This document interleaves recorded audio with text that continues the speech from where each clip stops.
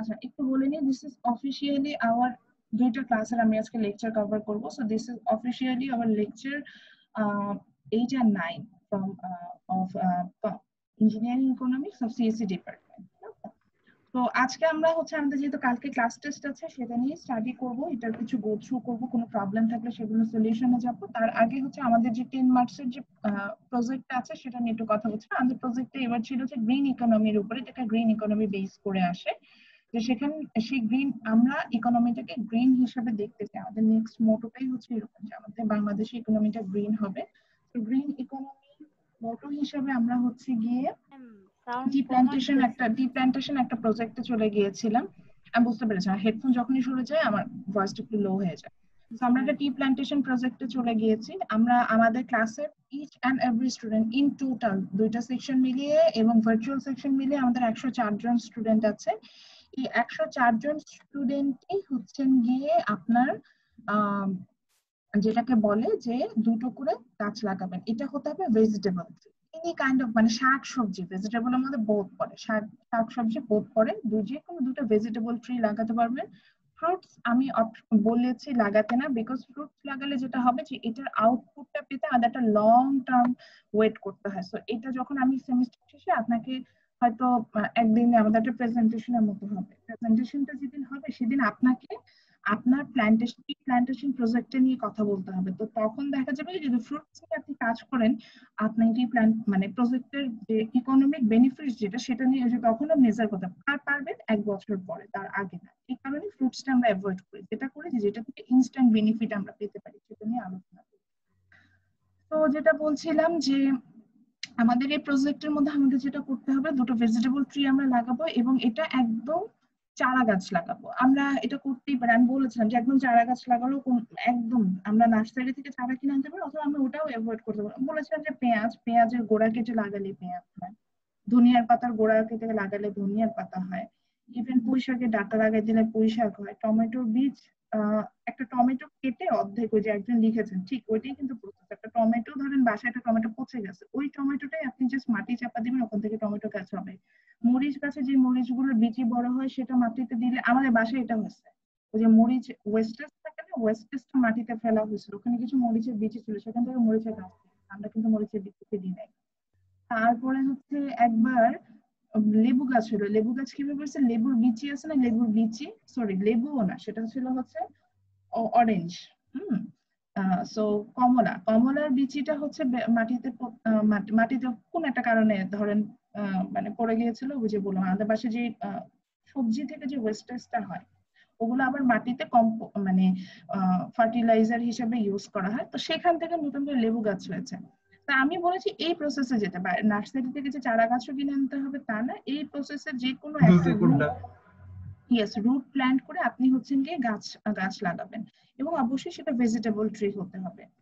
এবার আসি এই প্রজেক্টটা আমি ফার্স্ট ডে হচ্ছে গিয়ে 181 ব্যাচ, সরি মাইনাস 181 ব্যাচ, এটা ছিল হচ্ছে আমি এই ক্লাসটা নিয়ে হচ্ছে স্প্রিং সেমিস্টার 2019-এ। তার মানে আমি কিন্তু আজ থেকে অলমোস্ট বলতে পারেন 6 সেমিস্টার আগে আমি এই প্রজেক্টটা দিয়ে শুরু করি। সো তখন থেকে এই লাস্ট 5টা সেমিস্টারে আমি এটা কিন্তু কন্টিনিউ করি, এবং লাস্ট 5 সেমিস্টার আমার যেটা ছিল আমার সায়েন্সই আমার ক্লাস ছিল, এই কোর্সটা।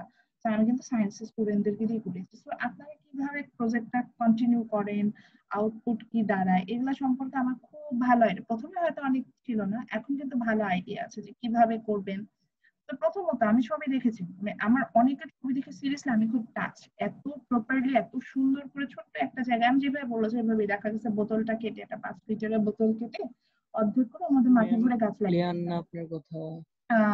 গাছ লাগিয়েছেন। আবার অনেককে দেখেছি যে আমি হচ্ছে গিয়ে ছোট্ট টমেটোর টমেটোর বীজ বীজ থেকে চারা উঠেছে। একজনে দেখলাম যে মিষ্টি পাট শাক, আমি তাকে জিজ্ঞাসা করেছিলাম যে এটা কি, বীজ লাগিয়ে দিয়েছে, সুন্দর মিষ্টি পাট শাকের হচ্ছে গিয়ে গাছ গাছ হচ্ছে।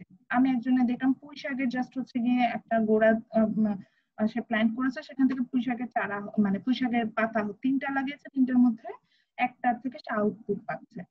তো আমি কিন্তু অনেককে রেখেছি অনেক এফোর্ট দিচ্ছেন, আমি আমি বলবো এই এফোর্ট দেওয়ার পরিমাণ মোর দেন 80% স্টুডেন্ট খুবই এফোর্ট দিয়ে কাজটা করছেন। মানে ঠিক আছে একটা প্রজেক্ট দিয়েছে, এটা থেকে আমি 10 মার্কস পাবো, সেইটা ভেবে কিন্তু মানে একদম ওইভাবে ওই বেসিসে ভেবে সুন্দর করে গাছ লাগিয়ে সেটাকে কিন্তু টেক কেয়ার করছে। আমি জাস্ট ওটাই চেয়েছি যে আপনি দুটো কি প্ল্যান করবেন, এটার জন্য তোর পিছনে সারাদিন লেগে থাকতে হয় না, জাস্ট দিনে একবার প্রতিদিনও পানি দিতে হয় না, 2-3 দিন যখন দেখবেন মাটিটা শুকনো হয়ে গেছে তখন একটুখানি পানি দিয়ে মাটিটা ভিজিয়ে দিবেন। সার হিসাবে হচ্ছে আমি ওই যে বলেছি যে আমাদের বাসায় যে সবজি যখন কাটে ওটা না ওয়েস্টেজ তৈরি হয়, ওই ওয়েস্টেজটাকে একটু মাটি খুঁড়ে ওর মধ্যে ওই সবজিটা ওই ওয়েস্টেজ গুলো দিয়ে দিবেন, যে পেঁয়াজের খোসা বা অন্যান্য যে সবজির খোসা ওগুলো মাটিতে দিয়ে দিবেন, দিয়ে মাটি চাপা দিয়ে দিবেন, সেটাই ওটা থেকেই না কম্পোস্ট সার যেটাকে আমরা বলি অটোমেটিক্যালি সার তৈরি হবে, বেশি দিতে হবে না, অল্প একটু দিলেই হবে, তো সেই সার তৈরি হবে। তো এভাবে করে গাছ দুটোকে বড় করতে হবে, এই থ্রু আউট দ্য সেমিস্টার আপনি এই কাজটা করবেন। এবং আমি যেটা হয় যে কিছুদিন পর পর একটা করে অ্যাসেস করি, যেমন আমি এই সপ্তাহটা পুরোটা অ্যাসেসমেন্টের জন্য যাব, এই সপ্তাহে এই যে আজকে থেকে আপনার টাইমিং শুরু হবে বা আপনি কালকে থেকে শুরু করতে পারেন, আজকে থেকে আমাদের নেক্সট ক্লাস হবে মানে ঈদের ছুটি সহ আমরা মানে নেক্সট ক্লাসে পাবো সোমবারে, তো এটা খুব সুন্দর একটা টাইমিং হবে। 7 দিন আপনার জন্য সময় থাকবে, আপনি একটা গাছের ছবি, গাছের সাথে নিজের একটা ছবি মানে একটা সেলফি তুলে দিতে হবে। অনেক ক্ষেত্রে হতে পারে যে চারা গাছ, তার সাথে তো সেলফি তুলে দেওয়া সম্ভব না, বা একদম ছোট্ট গাছ সেটা তো সেলফি দেওয়া সম্ভব না, তখন যখন সাপোজ তার নিহার এরকম একদম ছোট্ট চারা গাছ, উনি তার ওই চারা গাছের সাথে সেলফি দিতে পারবে না। উনি যেটা করবে, আমাদের সবার মোবাইলে বিল্ড ইন একটা অ্যাপস থাকে কোলাজ বলে যেটা, তো আপনি নিজের একটা ছবি তুলবেন, চারা গাছের একটা ছবি তুলবেন, তুলে দুইটা একসাথে কোলাজ করে দিয়ে দিবেন। আমাদের যে ফেসবুক গ্রুপ আছে নট ইন মেসেঞ্জার, এটা কালকে থেকে নেক্সট সোমবার পর্যন্ত সময় আছে, 7 দিন পর্যন্ত, এক্সাম দিয়েও আপনি ফ্রি মাথায় দিতে পারেন, এমন কোনো বিষয় না যে কালকে দিলেই আপনি হচ্ছেন গিয়ে মার্কস পাবেন, পরের দিন দিলে পাবেন। আমি 7 দিন ধরে এটা হচ্ছে কি আমি একটা এক্সেল ফাইল বানিয়েছি, ওখানে আপনার নামের পাশে একদম ওই যেভাবে নাম আইডি সহ আমি এটা সেট করবো যে এই প্ল্যান্টেশনে সে আছে। আচ্ছা, এবার আসি হচ্ছে গিয়ে সরি, এবার আসি যে অনেকেই আমি যেটা দেখেছি অবজার্ভ করেছি, হ্যাঁ ট্রু, আম্মু গাছ লাগিয়েছে সেটা ছবি দিয়েছেন, বড় বোন গাছ লাগিয়ে রেখেছে সেটা ছবি দিয়ে বসে আছেন, বাড়িওয়ালার গাছের ছবি দিয়ে রেখে দিচ্ছেন, ঠিক আছে?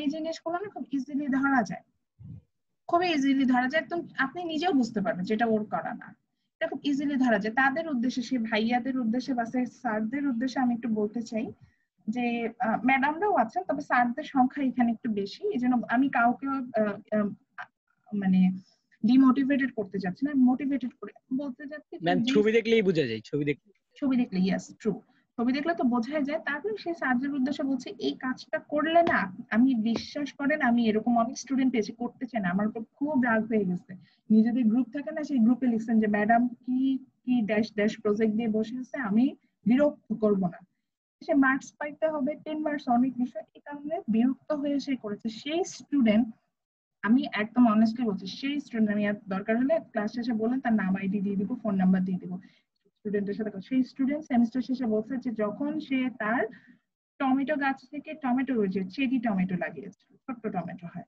সে যখন টমেটো, সেই যে ফিলিং বলে ম্যাডাম এই ফিলিং আমি আপনার সাথে শেয়ার, মানে তখন আমি বুঝতে পেরেছি যে নিজে থেকে কিছু ক্রিয়েট করার যে কি মজা, স্পেশালি লাইভ কিছু ক্রিয়েট করার যে কি মজা ম্যাডাম, ওই দিন আমি এটা ফিল করেছি, অনেক ভালো লাগে। তারপর আমার আরেক স্টুডেন্ট ছিল, সে খুব সিরিয়াসলি নিয়েছিল প্রজেক্টটা, সে তার ছাদ বাগানে, তাদের বাসায় ছাদ আছে, তো সেখানে একটু জায়গা নিয়ে সে হচ্ছে গিয়ে পেয়ারা গাছ লাগিয়েছিল। সে এই আমাকে কয়েকদিন আগে ছবি পেয়েছে, ম্যাডাম পেয়ারা পেয়েছে, পেয়ারার ফলন আসে 1 বছর পরে, যদি ইউনিভার্সিটি ওপেন থাকতো আপনাকে ফলন দিয়ে যেতাম। একজন আছে যে তার হচ্ছে কি পেঁপে গাছ লাগিয়েছিল, ও এত পেঁপে হয়ে গেছে তার বাসার চারপাশ মানে গ্রামে লাগিয়েছে, তো বাসার চারপাশের লোকজন খেয়ে শেষ করতে পারছে না, এত হয়ে গেছে। এগুলো না একটা আলাদা মজা আছে। আর সবচেয়ে বড় মজা যেটা সেটা হচ্ছে গিয়ে, এটা না আমরা তো এখন পড়ছি, আমাদের প্রত্যেকের ইকোনমিক অ্যাক্টিভিটিসটা কি আমাদের ইকোনমিতে ইম্প্যাক্ট ফেলে না? তো আমি সিম্পলি চিন্তা করেন, হ্যাঁ তানভীর যেটুকু কাজ করছে, ধরেন তানভীরের যে প্রজেক্ট, এখান থেকে তানভীরের আমি ধরলাম একটা বেনিফিটস, ফাইন্যান্সিয়াল বেনিফিটস খুব অল্প ধরলাম, ধরলাম যে তানভীরের ফাইন্যান্সিয়াল বেনিফিটস পার মান্থ হচ্ছে ধরলাম 50 টাকা, যে সে ওইখান থেকে যে সবজিগুলো পাবে ওইটার ভ্যালু, যে পার মান্থে বলেছি নট পার উইক, পার মান্থে যেটুকু পাবে একটা সময় পরে সেটার ভ্যালু ধরে নিলাম 50 টাকা। তাহলে আমার ক্লাসের স্টুডেন্ট আছে কত? আমার ক্লাসের স্টুডেন্ট আছে 104 জন, আমি এটা একটু রাউন্ড ফিগার ধরি 100 জন।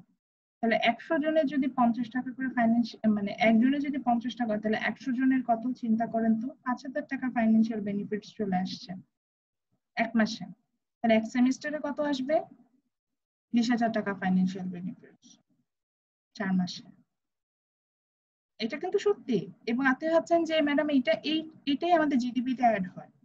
আমরা যে এই যে আউটপুটটা পাই, আমরা যত সার্ভিস দেই, গুডস তৈরি করি, সব কিছু কিন্তু জিডিপিতে অ্যাড হয়। এই যে এখান থেকে ফাইন্যান্সিয়াল বেনিফিটস আপনি পাবেন, সেটা কিন্তু আপনি জিডিপি কন্ট্রিবিউশনে দিচ্ছেন। এবং সবচেয়ে বড় কথা, প্রত্যেকটা ঘরে তখন একটা করে সবুজের একটা সমারোহ থাকবে।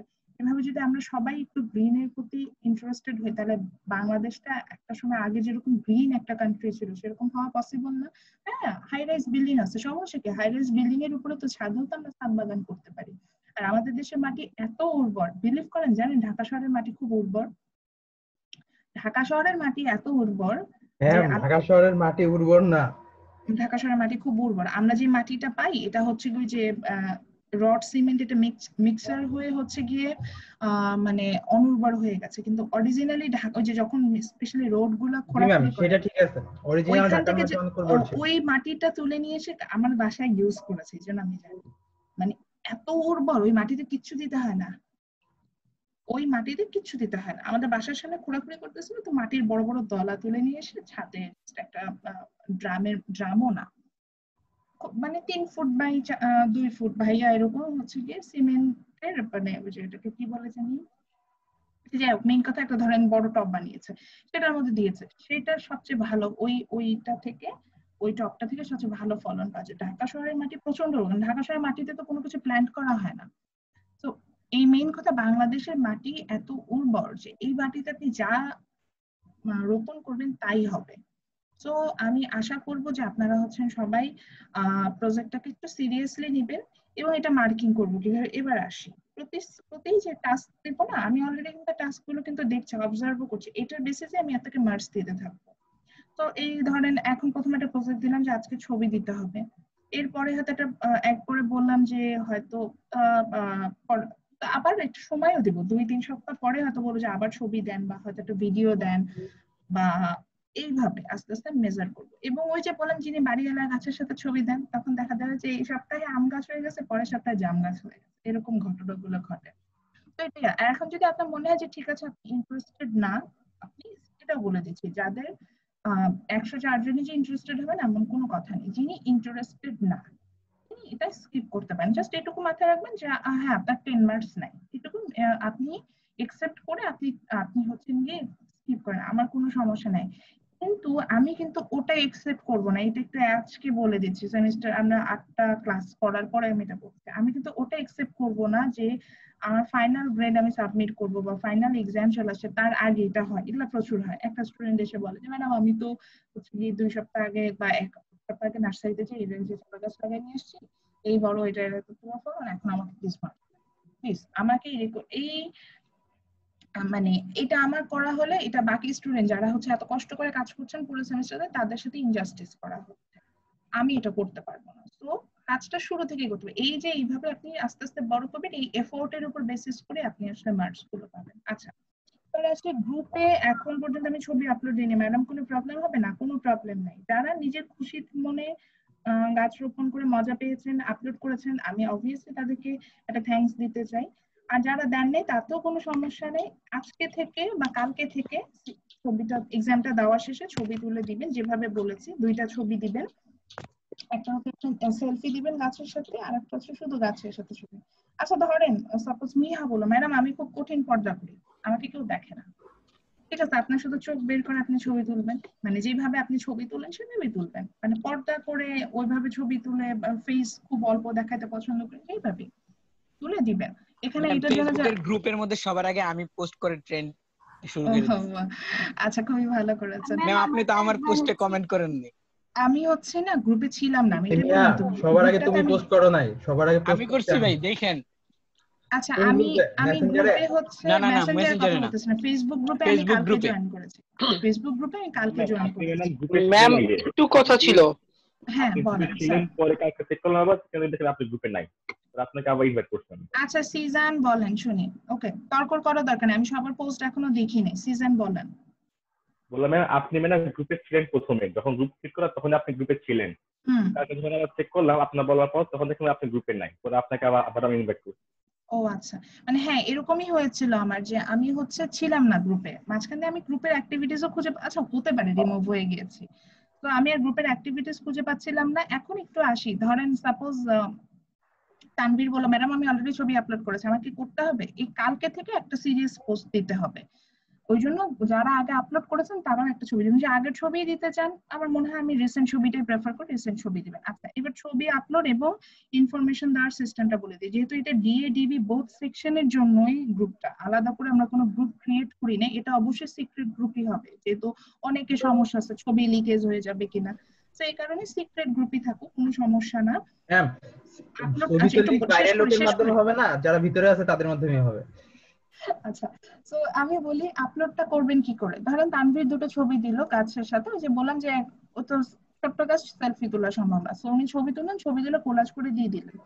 তো নাম দিবেন যে okay S M Tanvir Rahman, name আইডিটা দিবেন এন্ড সেকশনটা উল্লেখ করবেন DA and DB and tree, মানে নেম অফ দ্য ট্রি বা যেটাকে বলবেন যে লিখে দিবেন যে মরিচ গাছ এন্ড ধরেন টমেটো গাছ, এরকম লিখে দিবেন। হ্যাঁ দিয়ে এইভাবে, সো আমি চারটা ইনফরমেশন যাতে পাই, সো দ্যাট আমি ডিএড সেকশনে যারা আছেন তাদেরটা হচ্ছে গিয়ে ওই ওখানে অ্যাড করে নিব, নামের পাশে যে টি বলছি না যে টি প্ল্যান্টেশন কি কি আছে ওটা দেখে দেখে বসাবো যে কার ট্রি আসলে কোনটা, ওইভাবে। আবার ঠিক একইভাবে ডিবিটাও করবো। আচ্ছা যারা ভার্চুয়াল সেকশন আছেন তাদের কি হবে, তারা ভিআর লিখবেন, ভার্চুয়ালি লিখবেন বা ডিভি লিখতে পারেন, যেটা লেখেন। আমি আপনাদেরকে সাধারণত অ্যাসেসমেন্টটা করি ডি এর সাথে, সো ডি এর সাথে যেই আমার অ্যাসেসমেন্ট এক্সেল শিটটা হবে সেখানে আপনাদেরকে আমি ওকে। সো এইভাবে হচ্ছে কালকে থেকে ছবি দিব, এবং এখানে একটা গিফট আছে, যদিও এই গিফটটা হচ্ছে অনলাইনে এখন আমার পক্ষে দেওয়া সম্ভব না, কিন্তু আমি শেষ চেষ্টা করব যে যদি কখনো আমাদের অফলাইনে দেখা হয় সেমিস্টার শেষে, তখন হচ্ছে কি আমি গিফট, যেমন ট্রিপলি আমার কাছে গিফট, আমি ওদেরকে বলেছি যদি কখনো যখন ইউনিভার্সিটি ওপেন হবে অবশ্যই তাদেরকে আমি সেই গিফট দিই।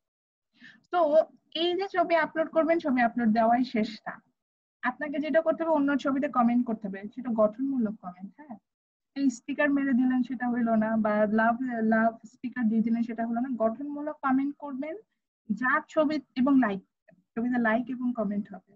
তো যার ছবিতে সর্বোচ্চ লাইক আসবে সে একটা গিফট পাবে, এবং তিনটা গিফট আছে, যার ছবিতে সর্বোচ্চ লাইক আসবে সে একটা গিফট পাবে, যে সর্বোচ্চ কমেন্ট করবে তার জন্য একটা গিফট আছে, এবং যার ছবিতে সর্বোচ্চ কমেন্ট আসবে সে একটা গিফট পাবে। এখন যদি এমন হয় যে একজনের ছবিতে সর্বোচ্চ লাইক কমেন্ট চলে আসছে, তাহলে তার লাইকটা হয়তো আমি কাউন্ট করবো, আর কমেন্টটার জন্য আরেকটা ছবি দিতে পারবো। এই ম্যাম এখানে ম্যাডাম আইটেম একটু নিয়ম করে দেন যে একজন মাত্র একটা কমেন্টই করতে পারবে। না ম্যাম এটা দিয়ে না, কারণ তখন বাণিজ্য চলবে, তখন কিন্তু কমেন্টে ঝগড়া হবে তখন। গঠনমূলক কমেন্ট বলেছি, এইবার এর নাইস লাগছে অনেক সুন্দর লাগছে এইসব কমেন্ট হবে না, গঠনমূলক কমেন্ট হবে। ম্যাম কমেন্ট লাইক এগুলা বাদই দেন, এগুলা কারণ হচ্ছে কি যেগুলা পোস্ট আগে দিয়ে ম্যাম আপনি জাজ করে যেটা ভালো মনে করবেন সেটাই দিবেন। আমি গিফট দেই, আমি গিফট, এটা সবাই সব সেমিস্টার দিয়ে এসে আপনারা কেন বঞ্চিত হবেন? ম্যাম আপনি জাজ করে যেটা দিবেন সেই। ম্যাম গিফট আপনি আমাদের ব্যাচের যাকে মন চায় তাকে দিতে পারেন, তাই আমাদের কোনো আপত্তি নেই। অবশ্যই দিব, কিন্তু এটা প্রথম আমি না, এবং একবার গিফট দেই না, চারবার যে চারটা অ্যাসেসমেন্ট না, চার অ্যাসেসমেন্টে এরকম গিফট থাকে। সো হচ্ছে কি ইভেন ভিডিওর উপরেও গিফট থাকে, একজনের একবার হচ্ছে কি খুব সুন্দর ভিডিও ছিল, সেটা ম্যাম এটা আপনার উপরে ছেড়ে দিলাম আমরা। ঠিক আছে, তারপর কমেন্ট করবেন, লাইক কমেন্ট করবেন, সেটার উপরে গিফট আছে। ম্যাম যারা গিফট পাবে না তাদের আপনি হচ্ছে সান্তনা হিসেবে একটা চকলেট দিন। আচ্ছা ঠিক আছে, ওকে ম্যাডাম, যদি ইনশাআল্লাহ আমাদের যদি একদিনও আমি ক্লাস পাই ইনশাআল্লাহ আপনাদের। হ্যাঁ ম্যাম এটা ভালো আইডিয়া। ম্যাডাম আমি কিন্তু একদম সবার প্রথম গাছ লাগিয়েছি, এটুকু বলতে পারি। আপনি যেদিন প্রথম বলছিলেন তারপরে Diganta thanks a lot, thanks a lot, thanks. আচ্ছা অচিন্ত, হ্যাঁ অচিন্ত, আমি মনে হয় কারোর পোস্টে কমেন্ট করেছিলাম যে ফ্রুটসটা না লাগিয়ে একটা ভেজিটেবল লাগান, এরকম মনে হয় বলেছিলাম। ম্যাম একটা কথা ছিল। হ্যাঁ বলেন। ম্যাম আপনি আমার পোস্টে কমেন্ট করছিলেন যে গাছগুলো অনেক বড়। অ্যাকচুয়ালি ম্যাম ওইখানে মিক্সচার ছিল, ওইখানে আপনার রিসেন্ট লাগানো গাছগুলোও ছিল, আর আবার আমি কি আপনার বলা কিছুদিন আগে আবার কিছু ওষুধ টাইপের গাছ লাগিয়েছিলাম। যেমন হলুদ, তারপর হাবিব মেইন কথা আমি বলে দিচ্ছি, অচিন্তর অ্যান্সার দিচ্ছে, হাবিব অ্যান্সার।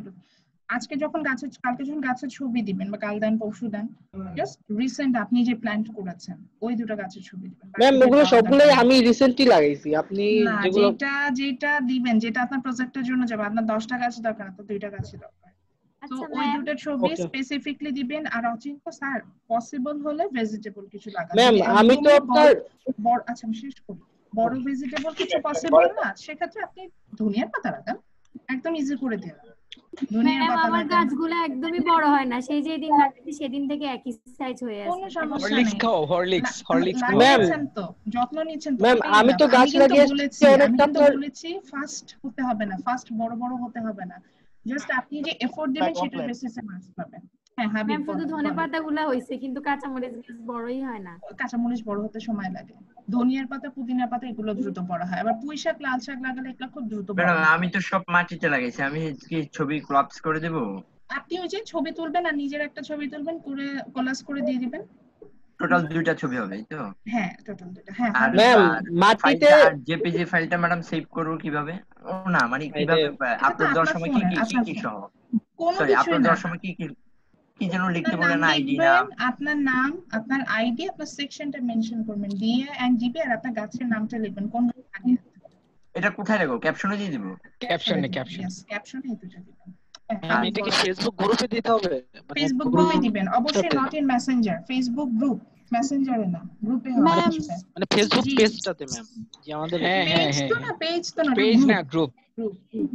ম্যাম আপনি কি এরপর আর আমাদের থেকে মানে এরকম গাছের ছবি আর চাইবেন ম্যাম? হ্যাঁ চাইবে 4বার চাইবে। সবার আইডি মতো একটা মানে ওই অ্যালবাম ওপেন করেই ওখানে রাখতে পারি, তাহলে একটা আইডির সব ছবি। এটা আপনারা তো, আমি টেকনোলজিক্যাল দিক দিয়ে আপনারা আমার থেকে অনেক অ্যাডভান্স। আপনার যদি মনে হয় যে সবাই নিজের নামে একটা করে নতুন করে অ্যালবাম ক্রিয়েট করে সেভাবে আপলোড দিবেন, সেটাও দিতে পারেন। It's a good idea, very good idea. Ma'am এটা কি 7 দিনের মধ্যে দিতে হবে? এটা নেক্সট দিন, কালকে সোমবার থেকে শুরু হয় নেক্সট সোমবার পর্যন্ত। ম্যাম আমরা যারা গ্রামে আছি এখন গাছ লাগানোর পর ঈদের পর তো হয়তো আমরা ঢাকা চলে যাব, তখন আমরা বাড়ি থেকে কাউকে বলবো যে পিক তুলে দাও, সেগুলো পাঠাবো। সেখানে আমার অ্যাসেসমেন্ট আছে। আপনি গাছ লাগালে আপাতত টেক কেয়ার করতে থাকেন, এবং যদি চলে আসেন সেক্ষেত্রে কারো কাছে হ্যান্ড ওভার করে আসবেন, যে এটা যাতে দেখতে হয়। কারণ আপনি তো যদি আমার অনলাইনে ক্লাস শুরু না হয়, অফলাইনে ক্লাস শুরু না, আপনি আবার বাসায় ব্যাক করে যাবেন, তখন যাতে আবার মরে টরে যাতে না। ম্যাম এই তো ম্যাম অনেক প্রশ্নের উত্তর দিয়েছি, এবার আমরা আমার ক্লাসে চলে যাই, ঠিক আছে? ম্যাম করতে পারবো না। ম্যাম 2 এর অধিক গাছ লাগালে কি প্রবলেম হবে?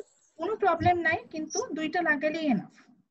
ম্যাম আমার যেমন 2টা লাগাইছিলাম, একটা মারা গেছে, একটা বেঁচে আছে ম্যাম, একটা দিয়েই তো হবে ম্যাম? না, এখন আরেকটা লাগাই ফেলেন, আরেকটা লাগান। যেটা বেঁচে আছে আলহামদুলিল্লাহ খুবই ভালো, আর যেটা মরে গেছে ওটা সাবস্টিটিউট লাগান, অথবা যদি না পান আজকে বাসায় ফ্রিজ খুলে দেখবেন, যে কালকে দেখবেন যে বাবা ধনিয়ার পাতা কিনে নিয়ে আসছে কিনা, বা ওই যে বললাম যেগুলো, বা দেখবেন যে পেঁয়াজের ওখান থেকে লাগিয়ে ফেলবেন। জি ম্যাম। জি হ্যালো ম্যাম, শোনা যাচ্ছে? জি জি শারমিন। ম্যাম এই যে ছবি তোলাটার ক্ষেত্রে যে ফেসের কথা বললেন ম্যাম, আমি সামহাউ ব্যাক ক্যামেরা দিয়ে হচ্ছে আমার ভেজিটেবলস এর পিকচার আমি আপনাকে দিলাম, বাট ফ্রন্ট ক্যামেরায় ম্যাম আমার যদি প্রবলেম থাকে, আর লকডাউনের মধ্যে ম্যাম আমার ফোনটাও প্রবলেম হয়েছে, একটু টোটালি অফ, তো আমি সেই ক্ষেত্রে কি আমার ছবি যদি পোস্ট না করি প্রবলেম হবে কোনো ম্যাম? কাউকে দিয়ে একটা ছবি তুলে নিতে পারবেন না ম্যাডাম? মানে জাস্ট আমি যেটা বুঝতে পারি এটা শামিমার কাজ, দ্যাটস ইট। কেউ চুরি টুরি করতে পারবে না, ছবি চুরি করতে পারবে না। আচ্ছা ম্যাম, তাহলে হয়তো বা এরকম করতে হবে যে ওই গাছের কাছে দাঁড়িয়ে ম্যাম অন্য কাউকে ছবি তুলে দেন। হ্যাঁ, অন্য কাউকে দিয়ে একটা ছবি তুলে নেন, জাস্ট একটা ছবি তুলে নিলেন। আচ্ছা, এটার একটা আইডেন্টিটি আছে, যে অনেক সময় এটা আর করার রিজনটা বলে, এই একটা আসছিল ম্যাডাম আমার ছবি চুরি করছে, এরকম হয়েছে, আমার ছবি চুরি করে নিজের গাছ বলে চালাই দিয়েছে। এটা রোধ করার আমার একটা কোশ্চেন আছে। হ্যাঁ বলেন নাইমা। ম্যাম আমার তো গাছগুলো তো ঢাকাতে, আমি তো এখন গাছের সাথে ছবি দিতে পারতেছি না। আমি এটা বলেছি যে আগে ছবিগুলোই দিবেন, এখন নিজের একটা ছবি ওর সাথে কোলাজ করে দিয়ে দিবেন, পরেরটা পরে চিন্তা করবো। যদি মরে টরে যায় তখন হচ্ছে কি আবার নতুন করে লাগবে। ঢাকায় যদি যাত্রা দেখেন মরে গেছে, তাহলে ইজি দেখে 2-3টা গাছ লাগাবেন, মানে এই যে হ্যাঁ সেটা আমরা স্টার্ট করি। তো আমরা লাস্ট ক্লাসে অলরেডি হচ্ছে গিয়ে আমাদের যেটা মেইন যেটা স্টাডির মানে চ্যাপ্টার 4 এ যে মেইন যে টপিক গুলো সেগুলো কিন্তু মানে শুরু করে ফেলেছিলাম, যে হোয়াট ইজ মার্কেট আমরা এটা অলরেডি পড়ে ফেলেছি, মার্কেটের ক্লাসিফিকেশনে চলে গিয়েছিলাম, দেন ডিমান্ড সম্পর্কে আইডিয়াস নিয়েছি, দেন হচ্ছে কি law of demand, then demand curve, সবগুলো নিয়ে কিন্তু আমাদের মোটামুটি আইডিয়া হয়ে গিয়েছিল এবং আমরা কিন্তু শিফটিং ডিমান্ডও মুভ করেছিলাম। কেন ডিমান্ড কার্ভটা শিফট করে সেটা নিয়ে কিন্তু আমরা স্টাডি করছিলাম। তো আজকে আমরা এইটারই হচ্ছে কি শুধু আমরা শিফটিং ডিমান্ডের রিজন গুলো সম্পর্কে আজকে স্টাডি করব, পরে হচ্ছে আমাদের এইটুকু পর্যন্ত আমাদের কালকে ক্লাস টেস্ট লাগবে, এইটুকু আমরা শেষ করব। তো তার আগে আবার একটু বলে আমরা লাস্ট ক্লাসে এটা এই মেজর ড্র করেছিলাম, সবাইকে একটু রিকোয়েস্ট করব নিজে নাম আর আইডিটা চ্যাট বক্সে দিয়ে দিতে, যেহেতু আমাদের এখন আর অটো হচ্ছে গিয়ে আইডি জেনারেট হয় না এই কারণে। তো আমরা দেখেছিলাম যে ম্যাম শুধু আইডি দিলে হবে না? হ্যাঁ ওই তো আইডিটা দিলেই হবে। তো আমরা যখন ডি থেকে ডি2 তে মুভ করছিলাম, মানে আমরা যখন বাহিরের দিকে একটা ডিমান্ড কার্ভ যখন বাহিরের দিকে যায়, হ্যাঁ বাহিরের দিকে মুভ করে, এটাকে আমরা বলেছিলাম হচ্ছে there is a increase in demand, আর যখন ইনওয়ার্ডে মুভ করে অর্থাৎ ভেতরের দিকে মুভ করে তখন আমি বলেছিলাম there is a decrease in demand, অর্থাৎ সেম প্রাইসে অন্য ভেরিয়েবল গুলোর জন্য আমার ডিমান্ড বাড়তে পারে অথবা কমতে পারে, এইরকম একটা বিষয় কিন্তু এখানে দাঁড়ায়। তো আবারও বলি, আউটওয়ার্ডে যে গেলে বা যদি রাইট ওয়ার্ডে যায় ডান সাইডে যাচ্ছে তখন আমি সেখানে বলবো ইনক্রিজ, এবং এই ইনক্রিজটা প্রাইসের জন্য হবে না, অন্য রিজনের কারণে হবে, এবং যখন ইনওয়ার্ডে আসবে বা লেফট সাইডে যাবে সেটাকে আমি বলবো ডিক্রিজ, এটা কোনো প্রাইসের জন্য হবে না, অন্য কারণে হবে। এবার আমরা অলরেডি ইনকামটা নিয়ে পড়েছিলাম, যদিও আমার কাছে মনে হচ্ছে যে ডিবির সাথে আমার যে ক্লাসটা হয়েছে সেখানে ইনকামটা আমি ভালোভাবে এক্সপ্লেন করতে পারি না, আমার এক্সপ্লেনেশনে একটু প্রবলেম ছিল। আমি দেখবেন যে ভিডিও কিন্তু দুইটা সেকশনে একটা ক্লাসের ভিডিও আপলোড করেছি, বিকজ হচ্ছে আমার মানে ডিবির সাথে যে ক্লাসটা ছিল ওটা রেকর্ডিংটাও ভালো আসেনি, এবং হচ্ছে কি আমার কাছে মনে হচ্ছে ওটার থেকে পরের ক্লাসটা ভালো হয়েছে, জন্য একই ভিডিওটা রেকর্ডিংটা দুজনের সাথে শেয়ার করে। তো আমি আমার প্রথম থেকে শুরু করবো। So this is the reason for that purposes your income your demand curve will shift upward or downward, মানে ইনকামটা বাড়বে ডিমান্ডটা বাড়বে অথবা কমবে। So the first reason is income. So it's a very easy thing. আপনি চিন্তা করেন যে যখন আপনার ইনকাম বাড়বে, নিজেকে নিজে প্রশ্ন করেন তো যে এখন যদি আপনার পকেট মানি 10 টাকার জায়গায় হঠাৎ করে যদি আপনার পকেট মানি 10,000 টাকা হয়ে যায় পার ডে, আপনি কি কিনবেন? চিন্তা করবেন যে কেএফসিতে যে খাবো, ইয়েলো থেকে ড্রেস কিনবো, বসুন্ধরা যে মুভি, সিনেপ্লেক্সে যে মুভি দেখবো, ফ্রেন্ডসদের সাথে হ্যাং আউট করবো, সেই চিন্তাটা আপনি এখন করছেন না। একটা মানেটা কি, মানে আপনার ইনকাম বাড়ার সাথে সাথে কিন্তু আপনার ডিমান্ড বেড়ে যায়, এটাই নর্মাল একটা বিষয়। আবার ইনকাম কমলে আমাদের কি হয়, ডিমান্ড কমে যায়। এটাই কিন্তু দেখেন অ্যাজ এ রেশনাল পিপল আমরা সবাই সেম জিনিসটা চিন্তা করি। So normally yes, there is a close relationship with income and demand. When income increases আমার ডিমান্ড কার্ভটা এরকম আপওয়ার্ডে চলে যাবে, অর্থাৎ ইনকাম বাড়তে ডিমান্ডটা বাড়তে থাকবে সেম প্রাইসে। আবার ঠিক একইভাবে যখন ইনকাম কমে যাবে সেম প্রাইসে আমার কিন্তু ডিমান্ড কমতে থাকবে। সো এই যে তানভীর একটু একটা রিজন বলছিল যে ম্যাডাম এরকম হতে পারে আমাদের দেশে যে সবার হাতে হয়তো টাকা আছে, বা এমন হতে পারে মানুষের হাতে টাকাই নেই, জিনিসপত্র আছে, তখন কিন্তু কিভাবে বাঁচে, তখন হয়তো মানুষ নিজের যে কৃষিজ জমি আছে সেখান থেকে হয়তো কেনা, মানে সেখান থেকে হয়তো ফ্রুটস নিয়ে বা ভেজিটেবল নিয়ে সেগুলো খেয়ে বেঁচে থাকবে। তো ওই জায়গায় কি হতে পারে, এটা নর্মালি আমি চিন্তা করতে পারি যে হ্যাঁ আমার ইনকাম নেই, যে লং টার্ম ধরে আমরা একটা ধরেন আমাদেরই যেটা হচ্ছে যে লং টার্ম ধরে আমরা পার্শিয়াল স্যালারিতে আসছি, আমাদের স্যালারি ফুল হয় না, এরকম অনেক জবই আছে, এটা আমি শুধু আমার জবে বলবো না, অনেক জবই আছে ফুল স্যালারি পাচ্ছে না, কোনো বোনাস নেই, কিছু নেই। একটা সাথে ইনকাম কমতে কমতে আমার ডিমান্ড কমে যাবে, যেইটুকু ডিমান্ড না করলেই না সেই ডিমান্ডটুকুই কিন্তু আমি একমাত্র করছি, বাকি ডিমান্ড গুলো কিন্তু হচ্ছে গিয়ে আমি করছি না। তো এই যে আমার ইনকামের সাথে আমার কি হচ্ছে, আমার ডিমান্ডটা কমে যাচ্ছে। এই যে আমি ইনকাম আমার কম বলে আমি কিন্তু গত ধরেন 6 মাস আমি হিসেব করে দেখলাম একদিনও রেস্টুরেন্টে খেতে চাইনি, একদিনও রেস্টুরেন্ট থেকে খাবার অর্ডার করিনি, মানে কি আমার রেস্টুরেন্টে খাবারের ডিমান্ড কমে গেছে। কমন সেন্স বলছে প্রাইস কমেছে তা কিন্তু না, কিন্তু প্রাইস দেখে আমার ডিমান্ডটা ফল করেছে। কিন্তু যখন ধরেন না লকডাউন ছিল আমরা সবাই কিন্তু এরকম ছিল যে আমাদের ইনকামও বেশ ভালো ছিল, আমরা কিন্তু সবাই কিছু না কিছু বাইরের ফুড অর্ডার করতাম, তখন কিন্তু সেম প্রাইসে আমাদের ডিমান্ড বেশ হাই ছিল। এটাই হয়, ইনকাম কমলে আমরা নর্মালি কম কিনি, কম ডিমান্ড করি, ইনকাম বেশি হলে আমরা বেশি কিনি, বেশি ডিমান্ড করি। তো অ্যাকর্ডিং ইনকাম, যে কি পয়েন্টটা এখানে হচ্ছে income, according to income goods are two types, one is normal goods, another one is inferior goods. আমি এটা একটু টেক্সট লিখে বুঝিয়ে বলি so that আপনার জন্য ক্লিয়ার হবে। Here capital I means income, capital I যেটা আমি দেখাচ্ছি, এটা দিয়ে আমি আসলে ইনকামকে বোঝাচ্ছি, আয়কে বোঝাচ্ছি। ইকোনমিক্সে সবগুলোরই একটা করে মানে একটা করে ডিনোশন মানে একটা করে সিম্বল থাকে যেটা দিয়ে আমরা বুঝি, যেমন কেমিস্ট্রিতে থাকে সেরকম। তো ইকোনমিক্সে I means actually income. So normal goods means কি নামও যেরকম নর্মাল, যে আপনার প্রোডাক্টটাও হবে নর্মাল। সো দ্যাট এই ধরনের গুডস এর ক্ষেত্রে কি হবে যে when ইনকাম আপ মানে আপনার ইনকাম বাড়ছে, ডি মিনস এর ডিমান্ড, হ্যাঁ এই ধরনের গুডস এর ডিমান্ডও বাড়বে। and when income down, demand for those kind of goods also down, ঠিক আছে? এই ধরনের যে প্রোডাক্ট গুলো হবে সেগুলোকে আমরা সাধারণত নরমাল গুডস বলে থাকি। ফর এক্সাম্পল ধরেন আমি জান্নাতুলের নামটা এখন সবার শুরুতে দেখছি, জান্নাতুল ফেরদৌস ফারিহা। তো ফারিহাকে দিয়ে বলি, এখন ধরেন ফারিহার মান্থলি ইনকাম 1 লাখ টাকা। তো ফারিহার যদি মান্থলি ইনকাম 1 লাখ টাকা হয়, সে কি করবে? সে কি ধরেন তার বাসা থেকে ইউনিভার্সিটিতে রিক্সা করে আসা, সে যেখানে থাকেন, তো হ্যাঁ রিক্সা করে আসা যায়। কিন্তু উনি যখন তার মান্থলি ইনকাম ধরেন আগে 10,000 ছিল, এখান থেকে জাম্প করে 1 লাখ হয়ে গেল, তখন কি উনি রিক্সা করে ইউনিভার্সিটি আসবে?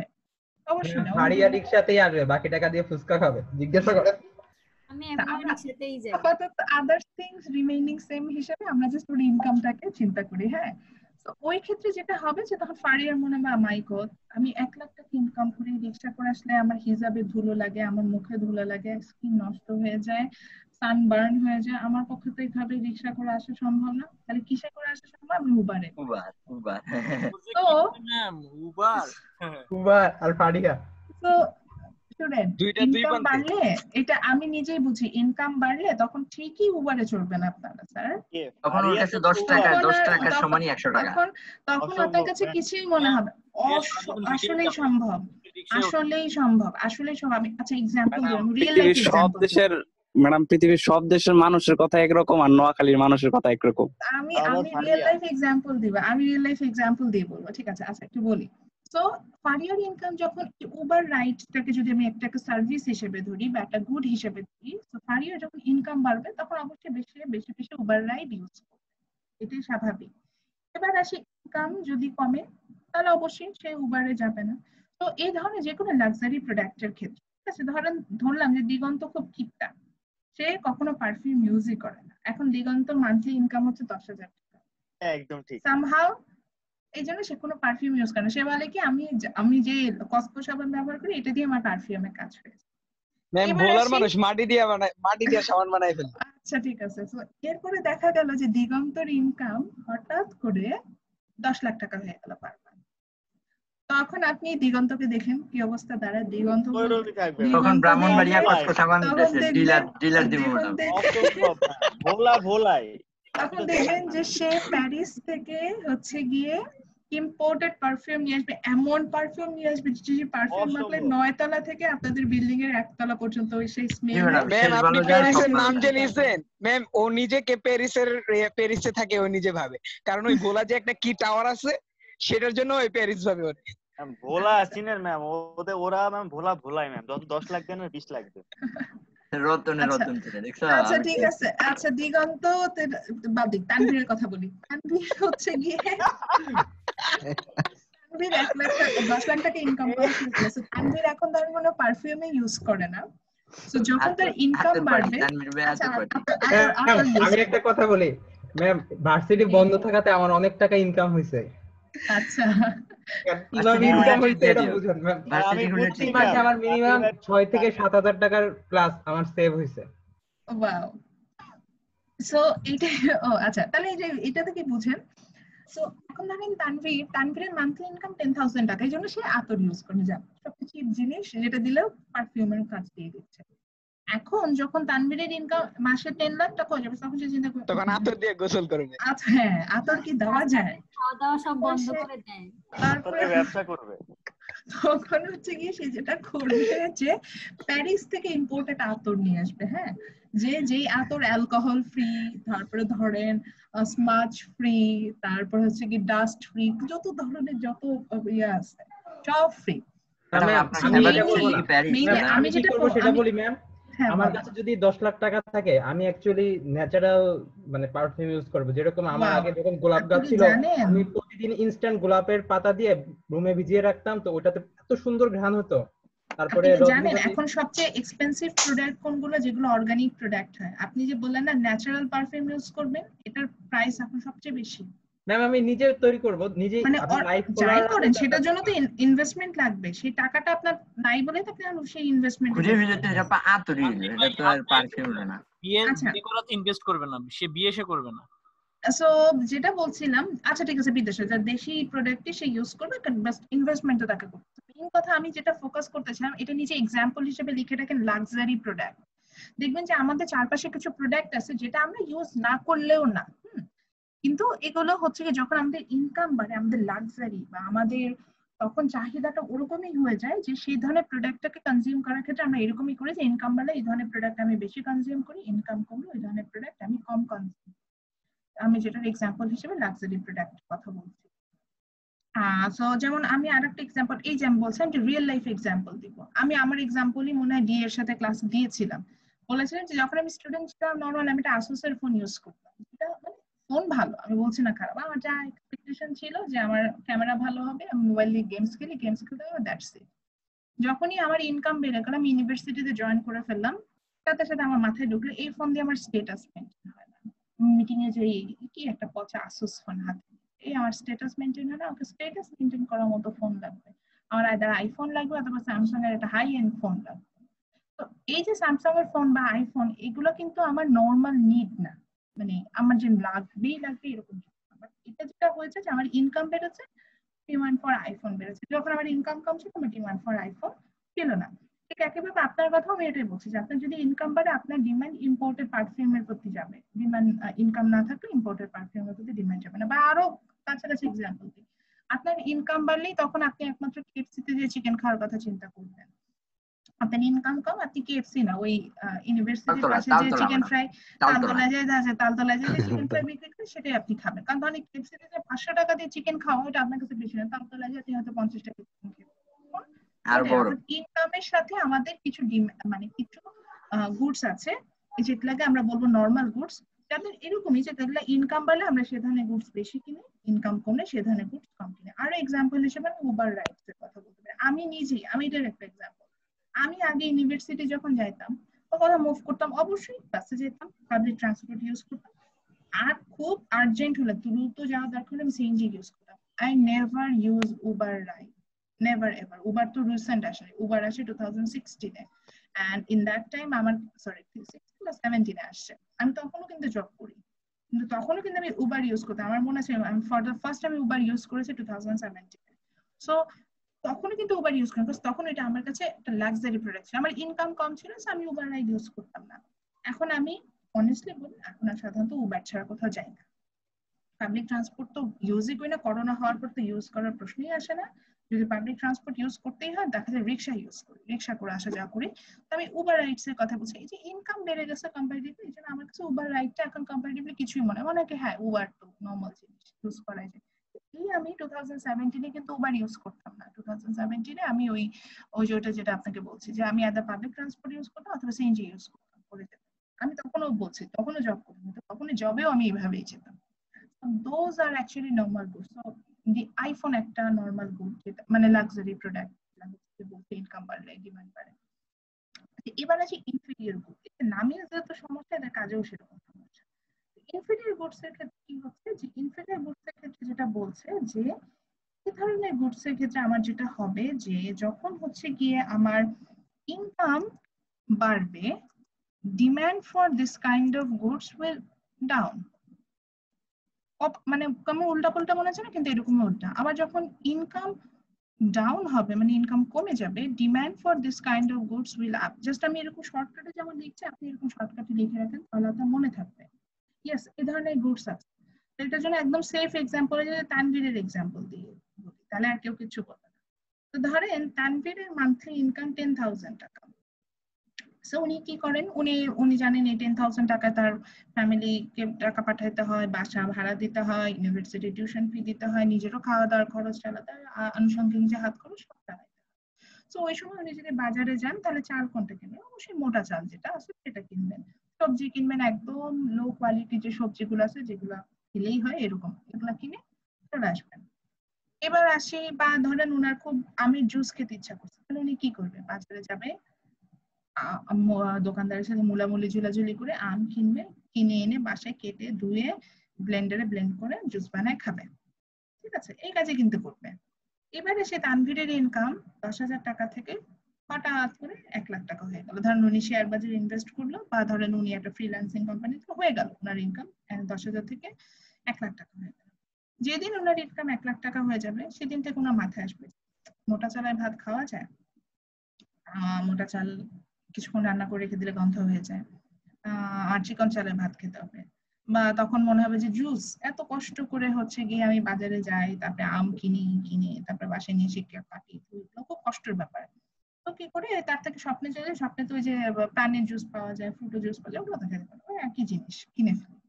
তো উনি দেখবেন সাথে সাথে কিন্তু মোটা চাল আর কিনবেন না। যখন 1 লাখ টাকা ইনকাম হয়ে যাবে উনি দেখবেন যে তখন উনি কেনা শুরু করবে হচ্ছে গিয়ে ধরেন ভালো চাল, আমি ধরেন যে মিনিকেট কিনবে, বা ধরেন বাসমতি চালই কিনবে। ঠিক আছে, এবং জুস হিসেবে কিন্তু সে তখন আর একটু, তখন আর ওই আম কিনে জুস বানাবে না, সে তখন ম্যানুফ্যাকচারিং প্রোডাক্ট হিসেবে দেন প্রাণ জুস কিনে নিয়ে আসবে বা ফ্রুট জুস কিনে নিয়ে আসবে। এরপরে আসি তানভীরের ইনকাম একবারে 10 লাখ টাকা হয়ে গেল।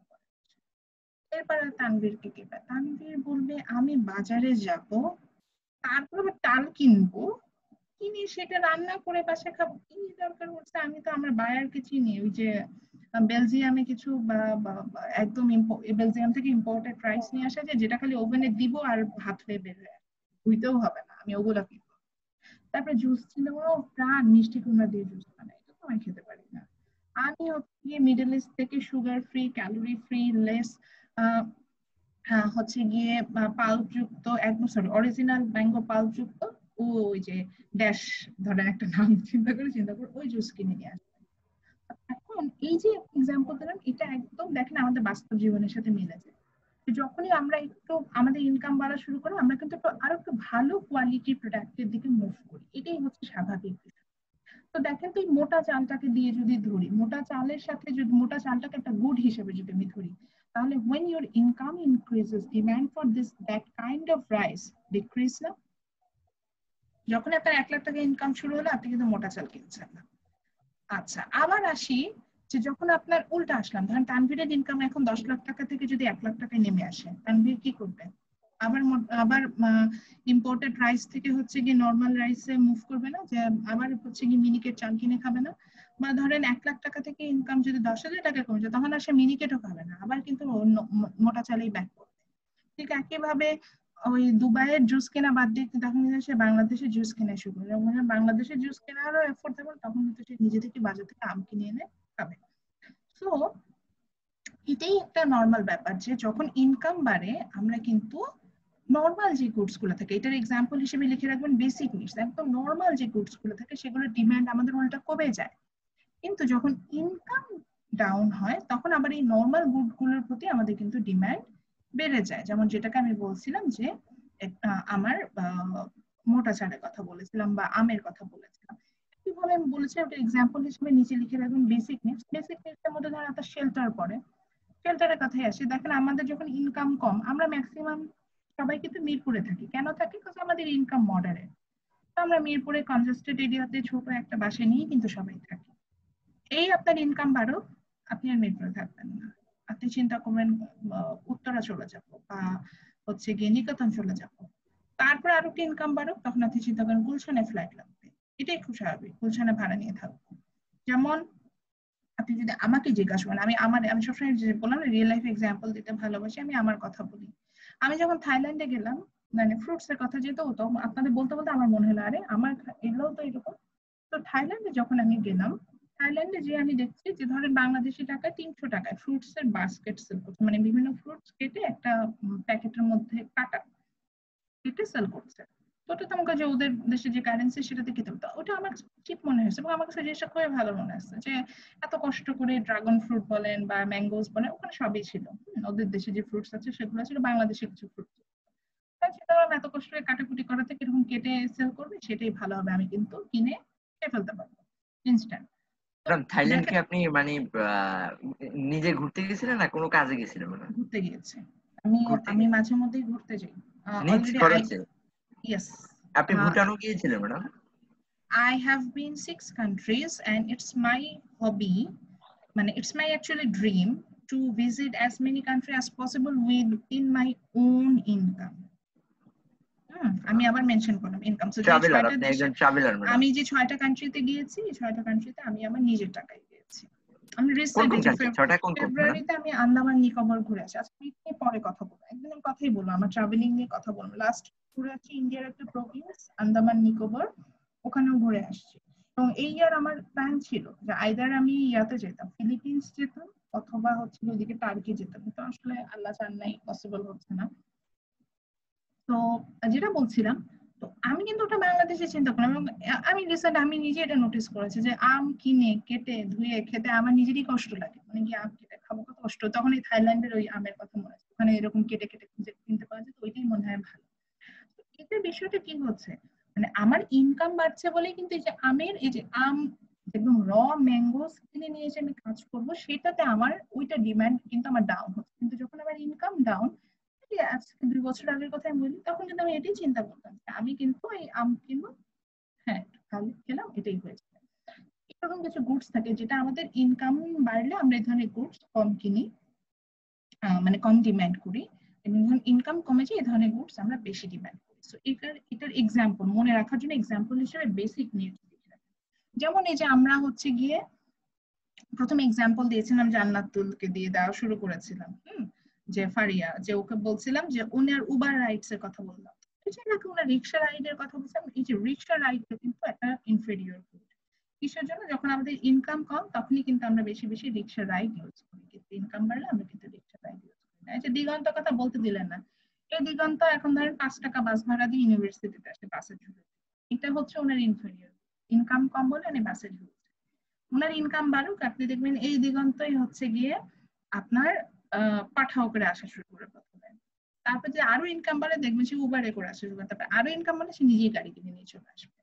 সো ওই যে ওনার ডিমান্ড ফর বাস রাইড এটা হচ্ছে কি ইনফেরিয়র গুড, আর ডিমান্ড ফর উবার রাইড এটা হচ্ছে কি নর্মাল গুড, কারণ ইনকাম বাড়লে উনি বেশি বেশি উবার রাইড দিবে। কিন্তু রিক্সা রাইডটা কিন্তু ওরকম না, ইনকাম বাড়লে আপনি বেশি বেশি রিক্সা রাইড দিবেন না, দেখা যাবে যে ইনকাম কমলে আমরা উল্টা বেশি রিক্সা রাইড দিই। আমি এটা আমার খুব কমন কোশ্চেন, আমি প্রশ্ন করি যে what do you mean by normal good or inferior good, definition জানতে চাই। হ্যাঁ, সো এই ক্ষেত্রে ডেফিনেশন কিভাবে দিব ম্যাডাম বা স্যার? এই যে এইভাবে লিখবেন যে নরমাল গুডস, তো মেমোরাইজেশন করা করে যে দেখেন কি পয়েন্টস আছে, কি পয়েন্টসটা মনে রাখবেন, বা এই যে মনে রাখবেন যে ইনকামের সাথে সম্পর্কটা এইভাবে লিখবেন। লিখবেন যে normal goods are those kind of goods when normal goods এর কিছু নরমাল, তার মানে when income increases demand for those goods also increases, and when income decreases demand for those kind of goods decreases. তারপরে আপনি নিজের life থেকে একটা example দেন। For example, my demand for Uber ride. When my income increases I will love to ride Uber more, and when my income falls আমি Uber উঠবো না, এই কথাই লিখবেন, হয়ে গেল আনসার। এটা মেমোরাইজ করার কিছু নেই। একইভাবে যদি ইনফেরিয়র গুডস এর ডেফিনেশন চাই একই কথা বলবেন যে ইনকাম বাড়লে inferior goods are those kind of goods when my income increases demand for this kind of goods down, and when my income downs demand for those kind of goods are increases, like my demand for rickshaw ride, or my demand for bus ride, or my demand for normal goods like rice or wheat or fruits, ঠিক না?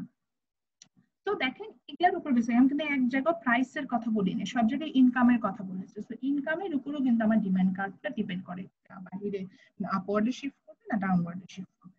So let's move to the next option. Next point is price of the related product. অবশ্যই লিখবেন, কারণ আমি এখানে প্রত্যেকটা explanation দেব, ওই explanation গুলো নিজেরা এই রুমে লিখে রাখবেন, মনে থাকবে।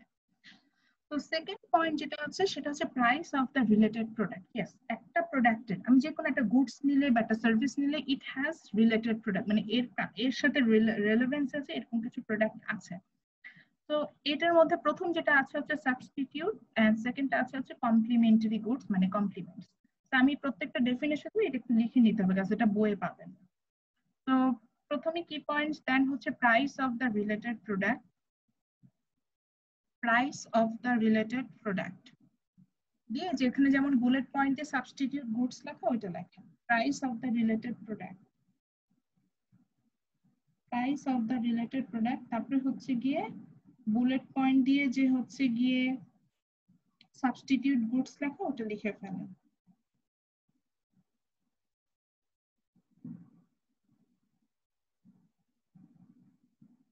জি madam.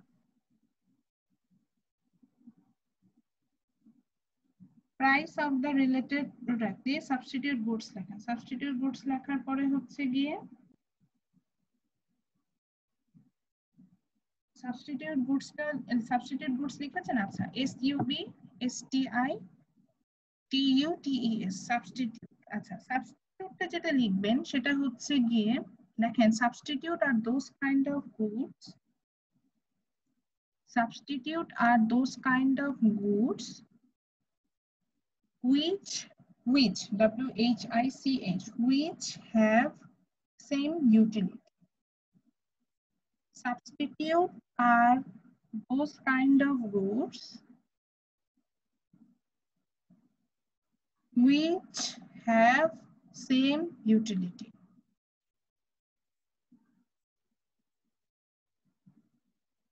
Substitute are those kind of goods which have same utility. আচ্ছা, আমি বুঝিয়ে বলবো জিনিসটা কি। এক্সাম্পল হিসেবে লেখেন হচ্ছে টি এন্ড কফি,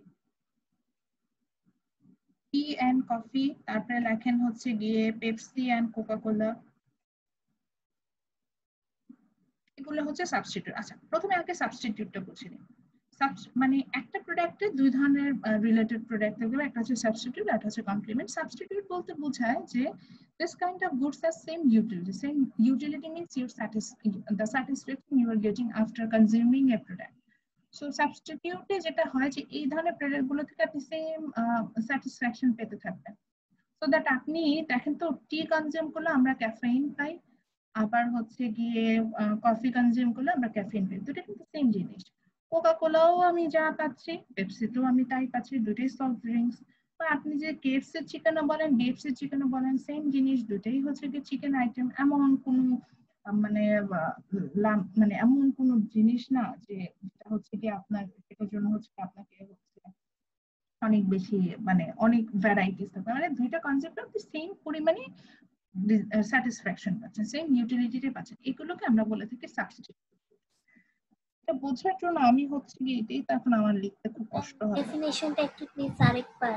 আচ্ছা, আমি বলেছি লেখা substitute are those kind of goods, substitute are those kind of goods which have same utility. Substitute are those kind of goods which WHICH which have same utility. Same utility, yes. Substitute are those kind of goods which have same utility. Example হিসেবে লেখেন টি, coffee, দেন হচ্ছে গিয়ে যে বললাম যে Coca Cola and Pepsi. এভাবে অনেক substitute আছে। Pen, pencil, they are substitute. Then ধরেন cloth from Yellow and cloth from Aarong, substitute.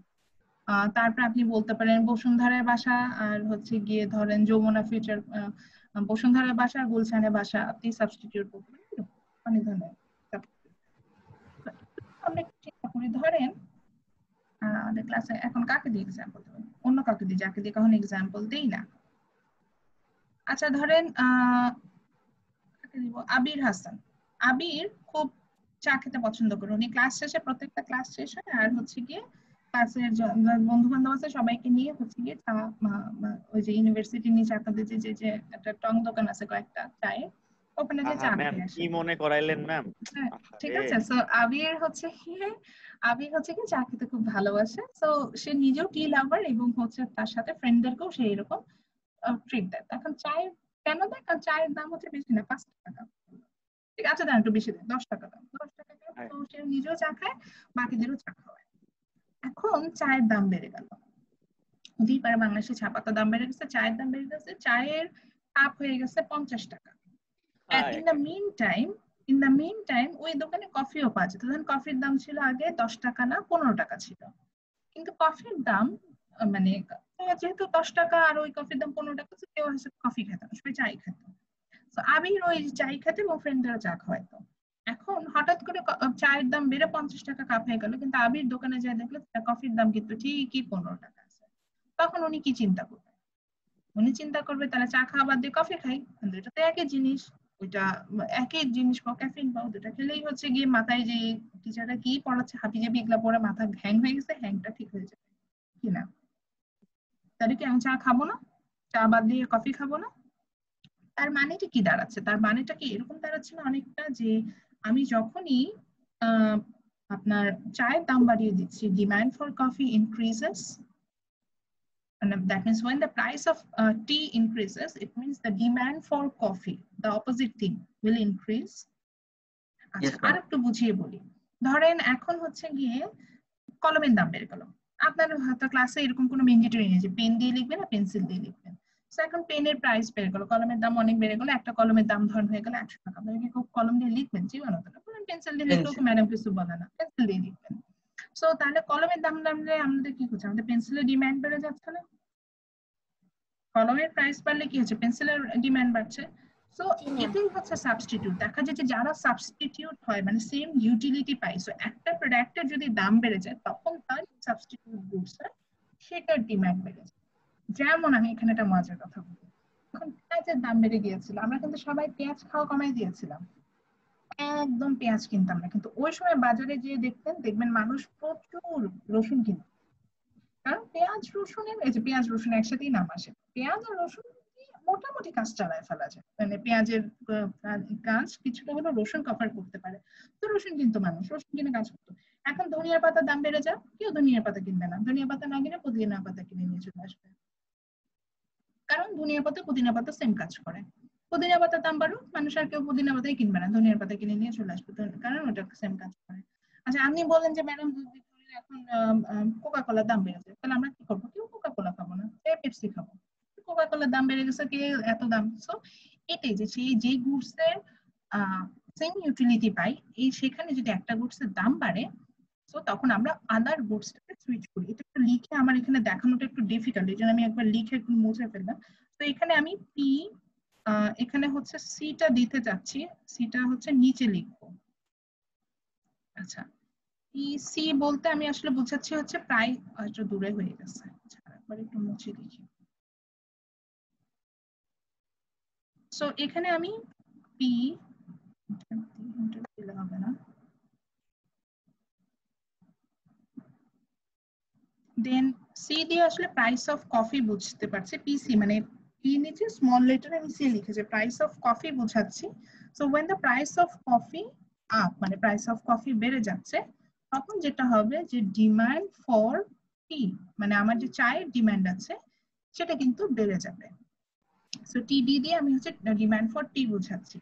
ঠিক একই ভাবে যদি প্রাইস অফ কফি পিসি যেটা আমার, সেটা যদি কোনো কারণে আবার কমে যায়, প্রাইস অফ কফি কমে গেল, তখন কিন্তু আমার যেটা হবে যে ডিমান্ড ফর যে ডিমান্ড ফর টিও কি ডিক্রিজ হয়ে যাবে? তখন ডিক্রিজ হবে। यस এই তো ঠিক ধরেছেন, তখন কিন্তু আমার টি এর যে ডিমান্ড হবে সেটা ডিক্রিজ করবে। ঠিক একই ভাবে ধরেন আবিরের কথাটাই আসি, আবির সবাইকে চা খাওয়াচ্ছিল, বলছেন যে চায়ের দাম বেড়ে গেল, চা থেকে সুইচ করলো। এখন ধরেন চায়ের দাম করে 5 টাকা কাপ হয়ে গেল, তাহলে কফি খাবে 15 টাকা দিয়ে? না, সে কফি খাবে না। তখন আচ্ছা আমি একটু ভুল লিখছি, এখানে আপই লিখে রাখছি, এটা হবে ডাউন। এখানে একটু ভুল লিখেছি, এটা হচ্ছে টিডি, এটা হবে প্রাইস অফ কফি আপ, এটা হচ্ছে আপ, আর এটা হচ্ছে ডাউন হবে, কিন্তু আমি ওখানে ডাউনটা লিখি নাই। স্যার ম্যাডাম আমি এখানে একটা ভুল লিখেছি, এটা আপ হবে না, এটা ইরেজার দিয়ে মুছে দিই। সো এটা হচ্ছে ডাউন হবে, লিখতে হবে হচ্ছে ডাউন। এবং যখন প্রাইস অফ কফি ডাউন হবে তখন কিন্তু আমার চায়ের ডিমান্ডও ডাউন হয়ে যাবে। সো এটাই হচ্ছে গিয়ে মোটামুটি বিষয়টা, যে আবারও বলছি যে পিসি দিয়ে আমি বুঝাচ্ছি যে প্রাইস অফ কফি। সো ধরেন সাবস্টিটিউট হিসেবে এটি আছে, সো যদি একটা প্রোডাক্টের দাম বাড়ে তাহলে তার সাবস্টিটিউট গুডস এর ডিমান্ড বাড়ে, যেমন তখন টি এর ডিমান্ড বাড়ছিল। একইভাবে একটা প্রোডাক্টের যদি দাম কমে তাহলে তার সাবস্টিটিউট প্রোডাক্টের ডিমান্ড কমে যায়। যেমন আইফোন আর ধরেন স্যামসাং S9, এটা হচ্ছে গিয়ে সাবস্টিটিউট। আইফোনও যা সার্ভিস দেবে আপনাকে স্যামসাং এর হাই এন্ড ফোন গুলো সে সাবস্টিটিউট দেবে, সার্ভিস দেবে। এই কারণে দেখবেন যে যখন আইফোনের দাম বেড়ে যায় তখন কিন্তু ম্যাক্সিমাম মানুষ স্যামসাং কিনে, আর যখন আইফোনের দাম কমে যায় তখন ম্যাক্সিমাম মানুষ স্যামসাং কিনে না। এই কারণে আপনাদের কি কখনো মনে হয়নি যে আচ্ছা কোকা কোলার দামও ধরেন 1 লিটারের কোকা কোলা কিনতে গেলাম 65 টাকা, 1 লিটারের পেপসি কিনতে গেলেও 65 টাকা, দুটো দাম সেম কেন? এই কোশ্চেনটা কখনো মনে আসছে? বা দেখবেন হাই এন্ডের যে ব্র্যান্ড গুলো আছে বাংলাদেশ, ইয়েলো বলেন, আরং বলেন, দেখবেন যে দামে পোশাকের দাম একই রকম। ইয়েলো একটা পাঞ্জাবি কিনতে যাবেন 2000 টাকা, ওই আরং কিনতে গেলে মিনিমাম 2000 টাকা। কেন এরকম দাম একই রকম কেন? এটার কারণ হচ্ছে কারণ they know it very well those are substitute goods. তো যদি কোকা কোলার দাম আর পেপসির দাম সমান না হয় তাহলে যেটা দাম কম হবে আমরা কিন্তু সেটা কিনবো। এবং অ্যাজ এ রাইভাল কোম্পানি আমি কখনোই এটা হতে দেব না। এই কারণে কোকা কোলাও যদি প্রাইসিং 65 করে, পেপসিও প্রাইসিং 65 করে। সো এখন তখন আমরা প্রেফারেন্স হিসেবে কিনি। হ্যাঁ, এখন প্রশ্ন হতে পারে, এখন ধরেন আবিরের মনে প্রশ্ন আসলো যে ম্যাডাম তাহলে আসলে আমি কিনবো কিভাবে? সেটার জন্য আমরা থার্ড অপশনটাতে যাবো। তার আগে একটু কমপ্লিমেন্টারি গুডসটার এক্সাম্পল। এরপরে আসি হচ্ছে সেকেন্ড বুলেট পয়েন্ট দিয়ে লেখেন হচ্ছে কমপ্লিমেন্টস, যেটা কমপ্লিমেন্টস গুড ওটা লেখেন এবং ডেফিনেশনটা আমি বলছি সেটাও লেখেন। So complement spelling is COMPLEMENTS, complements good. So এটা ডেফিনেশনটা আছে এরকম যে when, complements are those kind of goods, complements are those kind of goods, complements are those kind of goods which are consumed together. Complements are those kind of goods which are consumed together. Complements are those kind of goods which are consumed together. Complements are those kind of goods which are consumed together. আচ্ছা, তার মানে কি বুঝাইলাম যে complementary goods বলতে বুঝাবো কি এটা ওই যে আমরা অনেকে ভাবে কমপ্লিমেন্টারি গুডস কে আমরা হচ্ছে গিয়ে যখন আমি ডিসকানেক্ট হয়ে গেছিলাম আরেকবার যদি কমপ্লিমেন্টারি গুড হচ্ছে এই লবণ। হ্যাঁ বুঝি নাই লবণ এটাই। হ্যাঁ, আমরা অনেক সময় যেটা মনে করি যে আমরা রেস্টুরেন্টে গেলে আমাদের প্রথমে একটা ফ্রি একটু কিছু ফুড খেতে দেয়, ওটাই মনে হয় কমপ্লিমেন্টারি গুডস। আসলে বিষয়টা সেটা না। আমাদের কিছু গুডস আছে দেখবেন যে এই যে লবণটা একটা সেন্স আমি যদি স্পেসিফিকলি যদি সেটা একটা কমপ্লিমেন্টারি গুডস হিসেবে অবশ্যই সুগার টিতে যে ইউজ করি আমরা সুগার সুগারও হতে পারে। হ্যাঁ এই তো ঠিক বলছেন। ম্যাডাম ডেফিনিশনটা আরেকবার বলুন। আমি না একসাথে হচ্ছে ইউজ করি। আচ্ছা, মানে কমপ্লিমেন্টারি গুডস এর ডেফিনিশন দিয়েছে যে complementary goods are those kind of goods which are consume together, which are consume together, এটা হচ্ছে কি পয়েন্ট। আচ্ছা, তো যেমন হচ্ছে কিছু গুডস থাকে যেগুলোকে আমাদের একসাথে কনজিউম করতে হয়, একটা ছাড়া আরেকটাকে আমরা কনজিউম করতে পারবোই না, মানে কোনোভাবে আমাদের সেখানে কনজাম্পশন পসিবল না। So those are complementary goods. যেমন আমরা ধরে নিলাম যে আমরা সবাই সুইট টি লাভার, সবাই চা খাই, মানে এবং চিনি দিয়ে চা খাই। তো তাহলে কি এই যে এখানে চা পাতা মানে টি এন্ড সুগার, সেটা কি কমপ্লিমেন্টস না? আপনি বলেন ম্যাডাম আমার ডায়াবেটিক, আমি চিনি খাই না, ধরেন আপনি তো ওই যে তার চিনি সাবস্টিটিউট ইউজ করেন, সেটা তো অ্যাটলিস্ট কিছুটা হলেও তো খান। সো ওইটা হচ্ছে গিয়ে আমি কমপ্লিমেন্টস বলতে পারি। বা ধরেন পেয়ার অফ শুজ, একটা জুতা ছাড়া একটা জুতো পরতে পারবো না, দে আর কমপ্লিমেন্টস। বা হচ্ছে কি আপনি বলতে পারেন যে আপনার হচ্ছে কি T-shirt and pant, they are complements, আমরা একটা ছাড়া একটা পরতে পারবো না। তারপরে হচ্ছে কি পেয়ার অফ ইয়াররিংস, আমরা একটা ইয়াররিং ছাড়া একটা ইয়াররিং পরতে পারি না। তারপরে ধর মোবাইল ফোন আর মোবাইল ফোনের cover, those are complements. Pen and paper, those are complements. একটা ছাড়া আরেকটা কনজিউম করা। কমপ্লিমেন্টারি গুডস এর ক্ষেত্রে কি হয়? তো কমপ্লিমেন্টারি গুডস এর ক্ষেত্রে যেটা হয় যে টি কফি দিয়ে বলি, সাপোজ ধরেন টি দিয়ে আমি বুঝাচ্ছি হচ্ছে প্রাইস অফ টি। তো প্রাইস অফ টি বেড়ে গেল, চায়ের দাম বেড়ে গেল।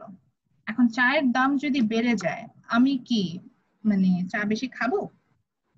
অবশ্যই খাবো না।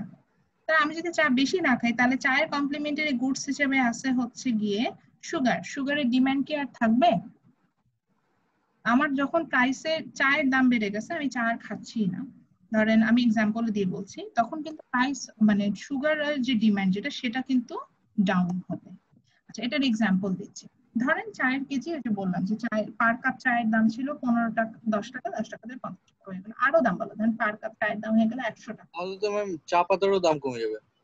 চা পাতার না, আমি চায়ের দাম বেড়ে যাওয়ার কথা বলতেছি, আমি জাস্ট এখানে ডিমান্ডটা চিন্তা করছি। সো আমি দেখলাম যে চায়ের দাম বেড়ে গেল, চায়ের যখন দাম বেড়ে গেল তাহলে তো আমি চা খাওয়াই ছেড়ে দিলাম, তাহলে চায়ের সাথে আমার যে লাগে এই যে চিনি, তারপরে কনডেন্স মিল্ক বা মিল্ক, এগুলো কি এগুলো আর আমি ডিমান্ড করবো না, যেহেতু আমি চাই খাচ্ছি না, তাহলে এগুলো ডিমান্ড ডাউন হবে।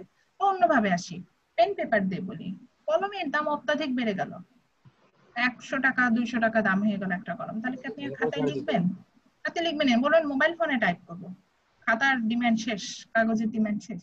সেইটাই যে because they are complementary goods. এরকমই হয় কমপ্লিমেন্টারি গুডস এর ক্ষেত্রে, যে একটা দাম বাড়ে তখন তার যে কমপ্লিমেন্টারি গুডস থাকে সেটা ডিমান্ডটা ফল করে, ডাউন হয়ে যায়। That's all complementary. জি ম্যাডাম, ব্যবসায়ীদের ক্ষেত্রে কিছুদিন আগে পেঁয়াজের দাম বেড়ে গেছে, সালাদ দেওয়া বন্ধ করে দিয়েছে, সিঙ্গারার সাথে আর পেঁয়াজ দিচ্ছে না। সেটা এটা কিন্তু কমপ্লিমেন্টারি গুডস হিসেবে আপনি এটা বলতে পারেন, সেটা কিন্তু যে তখন ওইটা হয়ে যাচ্ছে। তো আপনি মেইনলি এই কনসেপ্ট গুলো আমাদের ক্লিয়ার হতে হবে কখনই, কারণ হচ্ছে কি এখান থেকে আমরা সে মার্কেটটা বুঝতেছি, দেখেন মার্কেটের বিভিন্ন ফর্ম বুঝতেছি। সো অ্যাজ এ এন্টারপ্রেনার আপনি যখন আপনার বিজনেস স্টার্ট করবেন তখন তো আপনার বুঝতে হবে যে আপনার গুডসটা কি, আপনার গুডস সাবস্টিটিউট কি, কমপ্লিমেন্টস কি, সেগুলো থেকে কিভাবে আপনি কনজিউম করবেন, সব কিছু নিয়ে কথা আসবে। আচ্ছা, লাস্ট আসে হচ্ছে কি, আচ্ছা উল্টা যদি হয় স্যার, এখন যদি চায়ের দাম কমে যায় তাহলে চিনির আবার ডিমান্ড কিন্তু বেড়ে যাবে। চায়ের দাম কমে গেছে, আমি বেশি বেশি চা খাবো, তাই তো হবে, তখন দেখা যাবে 1 কাপের জায়গায় 10 কাপ চা খাবো, তাহলে 10 কাপ চা খেলে বেশি বেশি চিনি লাগবে, চিনিরও কিন্তু ডিমান্ড বাড়বে। যেমন এখন পেঁয়াজের দাম কম, দেখবেন যে পেঁয়াজের দাম কম বলে দেখবেন যে বাজারে কিন্তু মাংসের মশলার ডিমান্ড অনেক বেশি, কারণ পেঁয়াজটা বেশি রান্না করা হয় মাংসের মশলা, আমরা মাংস রান্না করতে পেঁয়াজ ইউজ করছি, যে কোনো মাংস হতে পারে, পেঁয়াজের দাম বেড়ে যাবে। আবার সেটা তো বাংলাদেশের মেকানিজম টোটালি ডিফারেন্ট, সেটা নিয়ে কথা না বলি, কিন্তু নরমালি এইভাবে হওয়ার কথা ছিল। এবার আসি, দেখা যায় যে এবার ধরেন দিগন্ত বলতেছে ম্যাডাম আপনি যেগুলা বলছেন এগুলো আমি কিছুই মানি না, চা পাতার দাম যতই বাড়ুক আমি চা খাবই, এখানে কোনো বাধা নাই। বা আবির বলতেছে ম্যাডাম আপনার কথা আমি কোনো কিছুই মানি না, ইয়েলোর পোশাকের দাম যতই বাড়ুক আমি ইয়েলোর পোশাক কিনবো। তো আরেকটা ব্যাপার যেটা থাকে সেটা হচ্ছে your preference, that means demand depends on your taste and fashion. তো আপনি tea lover, whatever happens আপনি কিন্তু চাই খাবেন, একটু কম খাবেন কিন্তু চাই খাবেন। মেইন কথা আপনার চায়ের ডিমান্ড সহজে সরাইতে পারবেন না। বা ধরেন আপনি সব সময় ব্র্যান্ডেড ড্রেস পরে আসেন, আপনাকে এখন যদি বলে ঢাকা কলেজের সামনে থেকে ড্রেস কিনতে, কখনোই আপনি কিনতে পারবেন না। তো আপনি হয়তো 10টা জায়গায় 5টা ড্রেস কিনবেন, কিন্তু আপনি কিন্তু ওই ব্র্যান্ডেড ড্রেসেই থাকবেন। তো বিষয়টি এটা, sometimes your demand depends on your taste and fashion. যেমন ধরেন এখন আমরা জানি যে এখন সব লং ড্রেসের চল, সব আমরা যে ড্রেসগুলো পরি সেগুলো হচ্ছে কি আমার লেন্থ অনেক হাই হয়। এখন যদি আমরা যখন একটু বাচ্চা ছিলাম, আপনার জন্য একদম স্কুল গোয়িং ছিলেন, তখন শর্ট ড্রেসের চল ছিল না, শর্ট কামিজ বা শর্ট শার্ট ছিল না, যে ছেলেদের শার্ট এমন ছিল হাতটা উঁচা করলে পেট বের হয়ে যেত, এরকম এইটুকু সাইজের কিন্তু শার্ট। তো আমরা তখন কিন্তু ওইটাই ফ্যাশন ছিল, জন্য আমরা ওগুলোরই ডিমান্ড করতাম। কিন্তু এখন যদি ওই ধরনের কোনো ড্রেস বাজারে আসে, শর্ট কামিজ বা শর্ট শার্ট, আমরা কেউ কিনবো? কেউ কিন্তু কিনবো না, বিকজ ওটা ট্রেন্ডি নাই। সো এটাই বলছিলাম যে ডিমান্ডটা কিন্তু ওন প্রেফারেন্স, মানে আপনার যে টেস্ট যেটা সেটার উপরে ডিপেন্ড করে, এবং আপনার যে ফ্যাশন যেটা সেটার উপর। যেমন আমাকে আরেকটা প্রশ্ন করেছিল, আমি বলেছিলাম যে আমাকে একটু মনে করাই দিবেন, আমি এটা যখন টেস্ট এন্ড ফ্যাশনের অ্যান্সার দিব তখন এটা আপনি তার অ্যান্সার পেয়ে যাবেন। আমার মনে হয় ওই কোশ্চেনের অ্যান্সারটা উনি পেয়ে গেছেন, আমি ভুলে গেছি আমাকে এই প্রশ্ন করেছিলেন। তো মেইনলি ওই যে বলছিলাম যে ডিমান্ডটা অনেক সময়, যে হ্যাঁ চায়ের দাম বললো আমি অনেক সময় চা খাই, যেমন আমার ক্ষেত্রে এটা আমি বলতে পারি, আমি খুব টি লাভার, আমি কিন্তু কফি লাভার না। তো দ্যাট চায়ের দাম বললে আমার একটা স্পেস, এই যে আমি তাজা টি প্যাক মানে চা পাতাটা ইউজ করি, তাজা একটু দাম বেশি নেয়, তারপরও দেখা যাচ্ছে যে আমার কিন্তু আমি ওটা দিয়ে খাচ্ছি। এবং ধরেন আমি চা খাবো সবসময় হচ্ছে গুঁড়া দুধ যেটা, সেটা দিয়ে খাই। গুঁড়া দুধের দাম বাড়লো, গুঁড়া দুধের অনেক দাম, হাফ কেজি প্যাকেট হচ্ছে 320 টাকা, মানে 1 কেজি প্যাকেট যেটা আমি নিয়ে আসছি এটা 650-650 টাকা দাম পড়ে। তো এত দাম, কিন্তু আমি কি করছি, হ্যাঁ কিনছি, হয়তো একটু কম ইউজ করার চেষ্টা করছি ওইটা ভাবে, কিন্তু ওই যে আমার প্রেফারেন্স যেটা, আমি যে চা খেতে ভালোবাসি আমি জন্য চাই খাচ্ছি। কফি আমাকে ফ্রি দিলেও নরমালি কফি মেট, এই যে অফিসে যেটা হয় যে প্রোগ্রাম গুলোতে সবসময় কফি দেয়, আমি কিন্তু কফিটা একদমই প্রেফার করি না, যদি একদমই পসিবল না হয় তাহলে কফি খাই, আদারওয়াইজ কফি খাই। আচ্ছা, এরপরে চলে আসি হচ্ছে গিয়ে এক্সপেকটেশন। এটা খুব মজার একটা হচ্ছে গিয়ে আপনার কি বলা যায় পয়েন্ট ডিমান্ডের, খুবই মজার। এক্সপেকটেশনটা বলতে কি বোঝাচ্ছে, অ্যাকচুয়ালি এক্সপেকটেশন বলতে বোঝাচ্ছে your expectation for future price, ঠিক আছে? ভবিষ্যতে প্রাইসটা কি হবে সেটাকে আমি এখানে এক্সপেকটেশনে নিয়ে আসতেছি। এখন ধরে নিলাম যে ফিউচার প্রাইস অফ, আচ্ছা ফিউচার প্রাইস তো বুঝতেই পারতেন, তো পিএফ দিয়ে আমি এখন ফিউচার প্রাইস বোঝাবো। তো আমি ধরে নিলাম যে ধরেন তাহলে আমি জানি যে এখন আমের কথাটি বলি, যে এখন একদম রিয়েল লাইফ এক্সাম্পল পাবেন। আমাদের সবার বাসায় এখন অনেক আম না? এমন কেউ আছেন যে এখন পর্যন্ত আম খান নাই, বাসায় আম আনে নাই, আমের দাম অনেক বেশি এরকম বলেছে? এরকম হওয়ার কথা না নরমালি। আমের দিন শেষ অলরেডি। হ্যাঁ অলরেডি শেষ হয়ে যাচ্ছে। সো এখন দেখবেন এখন কিন্তু আমের দাম বেশ কম। সো আমাদের সবার বাসায় বেশ অনেক আম আছে, আমরা খুব মজা করে সবাই আম খাচ্ছি, কাজে আমরা জানি যে আর এক সপ্তাহ পরে আমের কেজি এমন বেড়ে যাবে যে আমরা কিনতে পারবো না। সো নরমালি যেটা হয় যে আমরা যদি কোনোভাবে জানি যে একটা প্রোডাক্টের ফিউচার প্রাইস আপ হবে, বেড়ে যাবে, তাহলে ওটা ডিমান্ড প্রেজেন্টে, মানে এই ডিমান্ডটা ইন প্রেজেন্ট, আমি এই জন্য প্রেজেন্টে লিখি, হ্যাঁ বর্তমানে, ঠিক আছে বর্তমান কালে, তখন ওটা ডিমান্ড আমরা কি করে ফেলি, বাড়াই দিই। মানে এই কারণে এখন আমরা যত পারতেছি আম খেয়ে নিচ্ছি, কারণ আমরা জানি এক সপ্তাহ পরে আম এত কম দামে পাবো না, অনেক বেশি দাম হবে, কিনবো না বাবা। ঠিক একইভাবে এই কারণে সিজনের শুরুতে আমরা কিন্তু কেউ এত আম কিনি নাই, কারণ আমরা জানতাম কিছুদিন পরে আমের দাম কমে যাবে। এই জন্য তখন কিন্তু আমরা খুব কম ইন প্রেজেন্ট, আমরা তখন খুব কম হচ্ছে গিয়ে প্রোডাক্ট কিনতাম। যেমন ধরেন এই যে আমের কথাই বলি, যদি আমের যখন আমরা জানতাম যে ফিউচার প্রাইসটা ডাউন হবে, তখন কিন্তু আমরা আম কম কিনেছি। যেমন ধরেন লিচুর সিজনে যেটা হয়, আমি একবার একটা ক্লাসে এরকম এক্সাম্পল দিতে যাই, বলছে এক স্টুডেন্ট বল কি ম্যাডাম ঠিক কথা বলছেন, কালকে বাজারে যে লিচু কিনে নেই এই জন্য, বিকজ আমি জানি লিচু কমে যাবে। তো ওই সময় এরকম ছিল যে লিচুর শ তখন ছিল 500 টাকা। তো ওই যে মনে পড়ছে আবু নাইম ছিলেন, তো নাইমকে বলতেছিলাম যে ধরেন নাইম বাজারে গেল 500 টাকা লিচুর শ থেকে কিনলো না, চিন্তা করে আরে এই সপ্তাহে 500 টাকা শ, নেক্সট সপ্তাহে আসলে দেখবো এই শ 200 টাকা যাবে, তখন লিচু কিনবো আর খাবো। তখন দেখতো যে উনি জানে এক্সপেক্টেড ফিউচার প্রাইস আমার কমে যাবে, তখন কিন্তু প্রেজেন্টে আমি মানে প্রেজেন্ট সময়ে আমি সেটা ডিমান্ডটা কিন্তু কমাই দিব, কারণ আমি জানি যে ভবিষ্যতে দাম কমবে, যখন দাম কমবে তখন খাবো। কিন্তু যদি উল্টা হয় যে আমি জানি ভবিষ্যতে দাম বেড়ে যাবে, তখন কিন্তু প্রেজেন্টে আমি সেটা বেশি বেশি ডিমান্ড করে থাকি, এটাই হচ্ছে। আচ্ছা এবার এত কথা বললাম, অনেকবারই অনেকে বাংলাদেশের কথা বলছেন, আমি বলছিলাম বাংলাদেশের মার্কেট চলে না, বাংলাদেশের মার্কেটে এই কোনো আমি কোনো কন্ডিশনই এখানে অ্যাপ্লাই করতে পারি না, এই কথাটা বারবার বলছেন। কেন বলছেন এই লাস্ট পয়েন্টটাতে আমি সেটা সুন্দর এক্সপ্লেইন করতে পারবো। সেটাটা কি, সেটা হচ্ছে the number of buyers in market. খুব সোজা কথা, মার্কেটে যত বায়ার মানে যত কনজিউমার থাকবে ডিমান্ড অটোমেটিক্যালি বেশি হবে, কম কনজিউমার থাকবে ডিমান্ড তত কম হবে, আর যত বেশি কনজিউমার থাকবে তাদেরকে কন্ট্রোল করাটাও তত ডিফিকাল্ট। মানে দেখা যাবে এখানে হাই ইনকাম পিপল থাকবে, মিড ইনকাম পিপল থাকবে, low income people. High income people বেশি বেশি যাই দাম হোক বেশি কেনার চিন্তা করো, মিড ইনকাম চিন্তা করে কিংবা লো ইনকামের তো কথাই। তো এই যে বিষয়টা যেটা বাংলাদেশের মার্কেটে আমরা কন্ট্রোল করতে পারি, কোনো পয়েন্টই ম্যাক্সিমাম ক্ষেত্রে দেখা যায় যে চায়ের দাম বেড়ে গেছে, হঠাৎ করে দেখবেন চায়ের দাম বেড়ে গেছে, তার সাথে কফির দাম বাড়াই দিচ্ছে। কম কথা মানে আমাদের ইয়া অনুযায়ী এমন হওয়ার কথা ছিল যে চায়ের দাম বেড়ে গেলে আমরা সবাই কফিতে সুইচ করবো, কফির দাম যা ছিল তাই থাকবে। কিন্তু বাংলাদেশের এই যে বললাম ইকোনমিক্সে যাদের আইডিয়া আছে তারা জানে যারা এখন তো সবাই কফি খাবে, কফিরও দাম বাড়ে, এরকম হয় বিষয়। এই কাজগুলো কেন হয়? Because the number of buyers in Bangladesh a lot, 18 কোটি মানুষ। সো এই যদি এত মানুষ থাকে, 18 কোটি মানুষ যদি বাংলাদেশে থাকে, ঠিক আছে, তাহলে তো হচ্ছে কি আমার আর মানে কিছু বলার নাই। 18 কোটি মানুষের মানে 18 কোটি মুখ এরকম, মানে 18 কোটি কনজিউমার সবাই কেনাকাটা করতে যাবে। সো পেঁয়াজের দাম বাড়ুক আর রসুনের দাম বাড়ুক, কেউ বেশি কিনবে কেউ কম কিনবে। এই কারণে আমাদের মার্কেটটাকে কন্ট্রোল করা যায় না। আর এটা হচ্ছে কমন একটা বিষয়, ধরেন 18 কোটি মানুষ দিয়ে চিন্তা করে, সবাই যদি 2টা করে পেঁয়াজের ডিমান্ড করে, তাহলে 18 কোটি মানুষের জন্য 36 কোটি পেঁয়াজ ডিমান্ড, মানে ধরেন মানে কি পরিমাণ পেঁয়াজের ডিমান্ড বাড়ছে।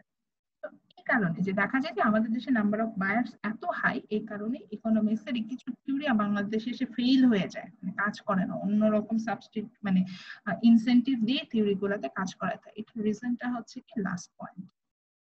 আচ্ছা তাহলে আমরা যেটা বুঝলাম যে দেখেন এই যতগুলো পয়েন্ট বলেছেন এখানে কোনো জায়গায় কিন্তু প্রাইস মেনশন করি না, আমরা অন্য আদার কিছু ফ্যাক্টরকে মেনশন করি, like income or price of related good or taste and fashion or your expected future price or number of buyers in market.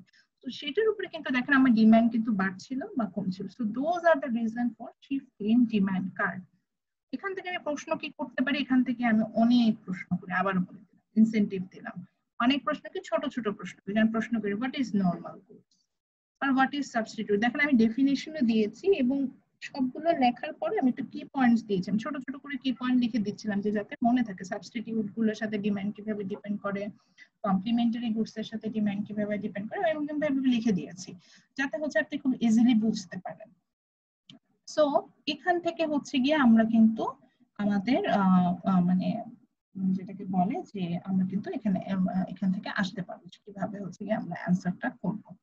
এবার আসি হচ্ছে গিয়ে আমি আরেকটা কমন কোশ্চেন করি, ছোট ছোট প্রশ্ন ছাড়া আরেকটা কমন কোশ্চেন করি, সেটা হচ্ছে explain any one or two reason or three reason, it depends on marks, why demand curve shift upward or why demand curve increases। তো দুইটা রিজন যদি বলি আপনি আপনার মতো করে দুইটা রিজন দিবেন, ইনকাম দিলেন, তারপর ধরেন টেস্ট এন্ড ফ্যাশন দিলেন, এক্সপেকটেশন দিলেন। ম্যাডাম টেস্ট এন্ড ফ্যাশনটা যদি আরেকবার একটু বলতেন। আচ্ছা ঠিক আছে বলছি। তো ওগুলো দিয়ে হচ্ছে আপনি জাস্ট বলবেন যে কেন ডিমান্ডটা ইনক্রিজ হচ্ছে, ওই পয়েন্টস গুলোর জন্য এভাবে অ্যানসার আসবে। ফ্যাশনের কথা বলছিলাম যে অনেক সময় ডিমান্ডটা আপনার প্রাইসও না বা প্রাইস অফ রিলেটেড গুডসও না বা ইনকামও না, অনেক সময় আপনার টেস্ট মানে আপনি কি পছন্দ করেন, আপনার হ্যাবিট সেটার উপর ডিপেন্ড করে, অর যে মার্কেটে যে ট্রেন্ড চলছে সেটার উপর ডিপেন্ড করে। যেমন হচ্ছে কি যদি আপনি টি লাভার হন, তার মানে প্রাইস যাই হোক না কেন আপনি টি কনজিউম করবেন, হয়তো একটু কম করবেন বাট একেবারে যে কনজিউম করা বন্ধ করে দিবেন তা হবে না। আর ফ্যাশনের কথা যেটা বলছিলেন যে মার্কেটে যে ট্রেন্ডটা চলছে সেটা কিন্তু আমরা খুব বেশি ফলো করি। যেমন ধরে নিলাম যে আমাদের মার্কেটে হচ্ছে গিয়ে এখন ধরেন শর্ট ড্রেসের কোনো চল নাই, সো শর্ট ড্রেসের দাম যদি এখন অর্ধেকও হয়ে যায় তারপরে কিন্তু আমরা ম্যাক্সিমাম স্টুডেন্ট কেউই শর্ট কামিজ বলেন, শর্ট শার্ট বলেন, এই ধরনের কোনো ড্রেস কিনতে চাবো না, আমরা কিন্তু লং ড্রেস কিনতে চাবো। তো আপনার ডিমান্ড বাড়বে কি কমবে এটা কিন্তু অনেক সময় আপনার প্রেফারেন্স এবং আপনার টেস্ট এন্ড ফ্যাশনের উপর ডিপেন্ড করে। যেমন আরেকটু বলি, বাংলাদেশে এখন যতই দাম বাড়ুক তাহলে ডিমান্ড কিন্তু কমবে না, কারণ আমাদের হ্যাবিট মানে আমাদের মেইন ফুডই হচ্ছে চাল। তো আমরা ভাত খাবো বা আমরা মাছ খাবো বা আমরা সবজি খাবো, এগুলো আমাদের বেসিক জিনিস, এগুলো আমরা ছাড়তে পারবো না, সেটা আমাদের টেস্ট হচ্ছে। কিন্তু এখন ধরেন এখন কিসের দাম বলবো, ধরেন এখন হচ্ছে কি যদি কফির দাম বাড়ে সেটা নিয়ে আমাদের কিন্তু কোনো ইম্প্যাক্ট হয় না, আমরা কিন্তু ওই যে কফি আমাদের যে একদম বেসিক একটা নিডের মধ্যে পড়ে তা কিন্তু না। তো কফির দাম বাড়লে এটা টেস্টের সাথে যাচ্ছে না। কিন্তু তারপরে ধরেন হচ্ছে গিয়ে ধরেন ক্যাপসিকামকে আমরা রেগুলার বেসিসে খাই না, ওটা দাম বাড়লেও আমাদের কিন্তু ওরকম কোনো প্রবলেম আমরা দেখি না। এই জিনিসগুলো আমি কি বুঝতে পারছি? ম্যাম আচ্ছা ঠিক আছে, তো আমরা আমাদের নেক্সট পয়েন্টে চলে যাই। নেক্সট আমরা যেটা নিয়ে স্টাডি করব সেটা হচ্ছে গিয়ে সাপ্লাই। ম্যাম জি বলেন বলেন বলেন। Ma'am number of buyer in market বোঝান। নাম্বার অফ বায়ার মানে বলতে বলছি মার্কেটে কতজন হচ্ছে কনজিউমার আছে, কতজন আপনার প্রোডাক্টটি কিনবে, that's called the number of buyer in market. So number of buyer মানে যত বেশি কাস্টমার থাকবে বাজারে তত বেশি ডিমান্ড হবে, যত কম কাস্টমার বাজারে আসবে তত কম ডিমান্ড হবে। যেমন ইউএসএ তে এই সবগুলো থিওরি কাজ করে, কারণ ইউএস এর মার্কেট আপনি যদি চিন্তা করেন এত বড় একটা কান্ট্রি কিন্তু ওখানে মাত্র 32 কোটি মানুষ, অথচ বাংলাদেশের কথা চিন্তা করেন ইউএস এর 52/1 বাংলাদেশের সাইজ বা তার থেকেও ছোট, অথচ বাংলাদেশে এখানে হচ্ছে 18 কোটি মানুষ, তার অর্ধেকের বেশি পপুলেশন। তাহলে কি বাংলাদেশে কাজ করবে না ইউএসএ তে কাজ করবে, এটাই হচ্ছে বিষয়।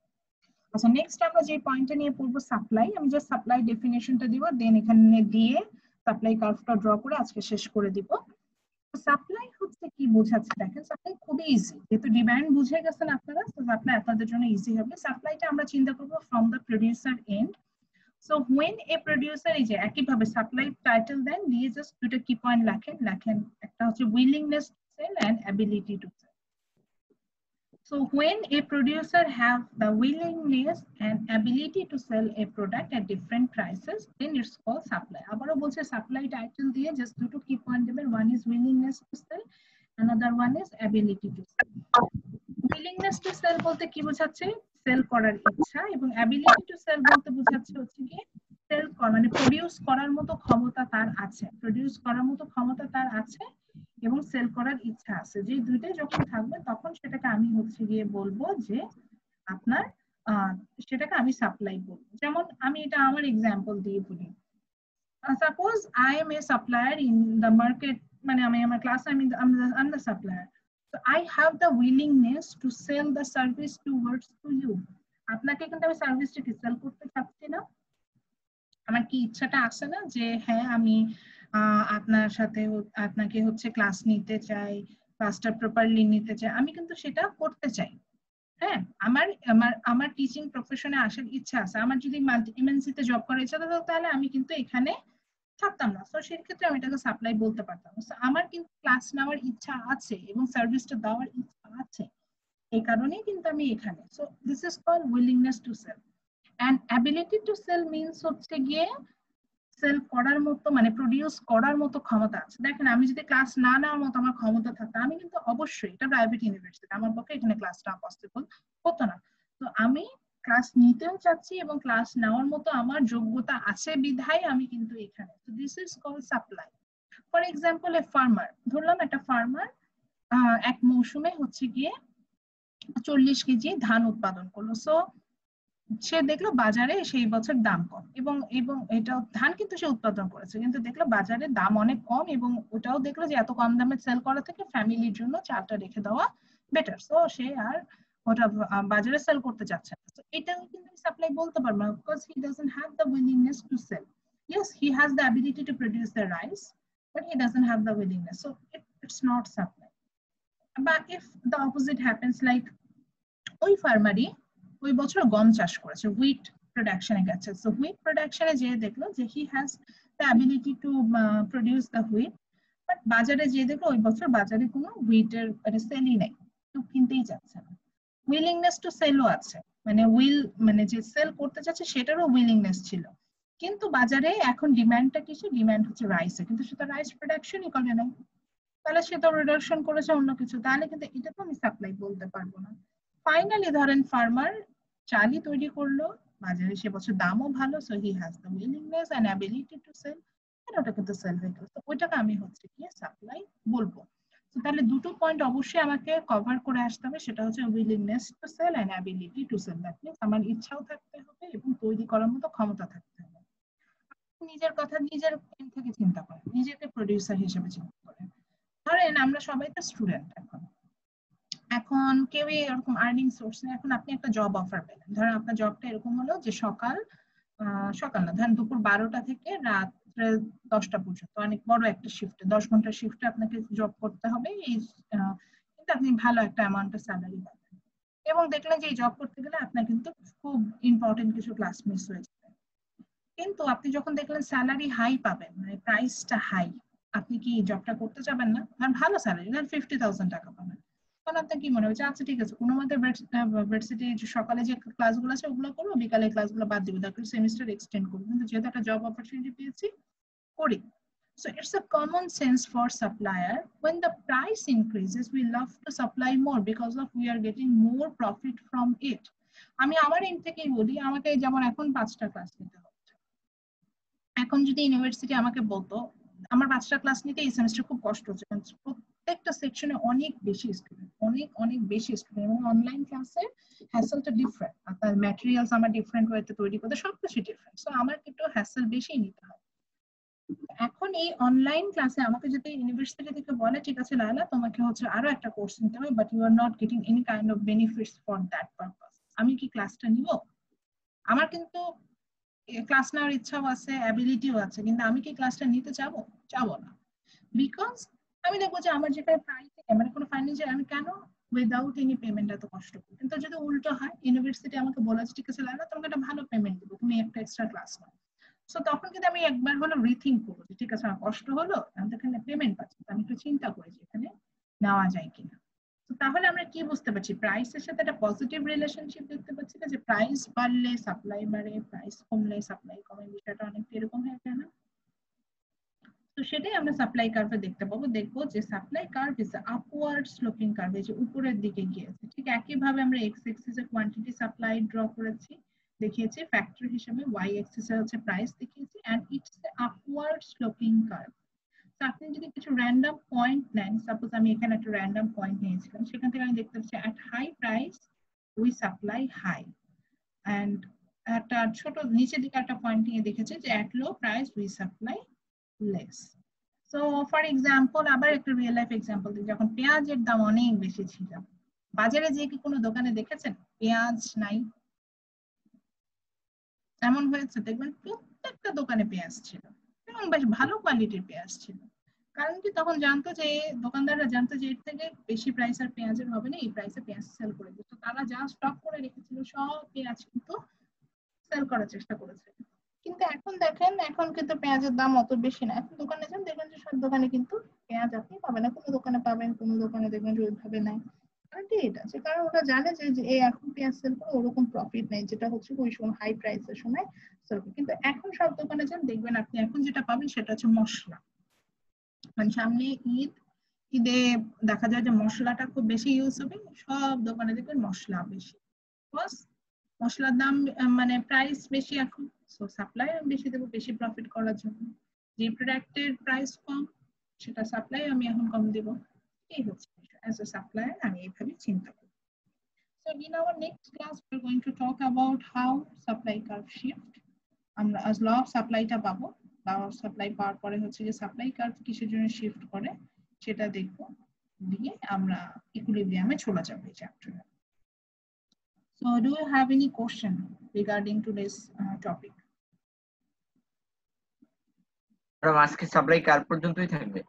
আচ্ছা সাপ্লাই কার কিন্তু কালকের এক্সামে শুধু ডিমান্ড পর্যন্ত থাকবে, মানে শিফট ডিমান্ড পর্যন্ত, সাপ্লাই থেকে আমি আচ্ছা আচ্ছা, কালকে তো এই যে সাপ্লাই কার সাপ্লাই রাখ পর্যন্ত, সাপ্লাই রাখ পর্যন্ত, হ্যাঁ সাপ্লাই থেকে আমি কোনো প্রশ্ন করব না। আচ্ছা আমি অলরেডি কোশ্চেন মেক করে ফেলেছি, যেহেতু দুই সেকশনে আমার সাথে আছেন পুরোটা ক্লিয়ার করছি, আমি অলরেডি কোশ্চেন মেক করেছি।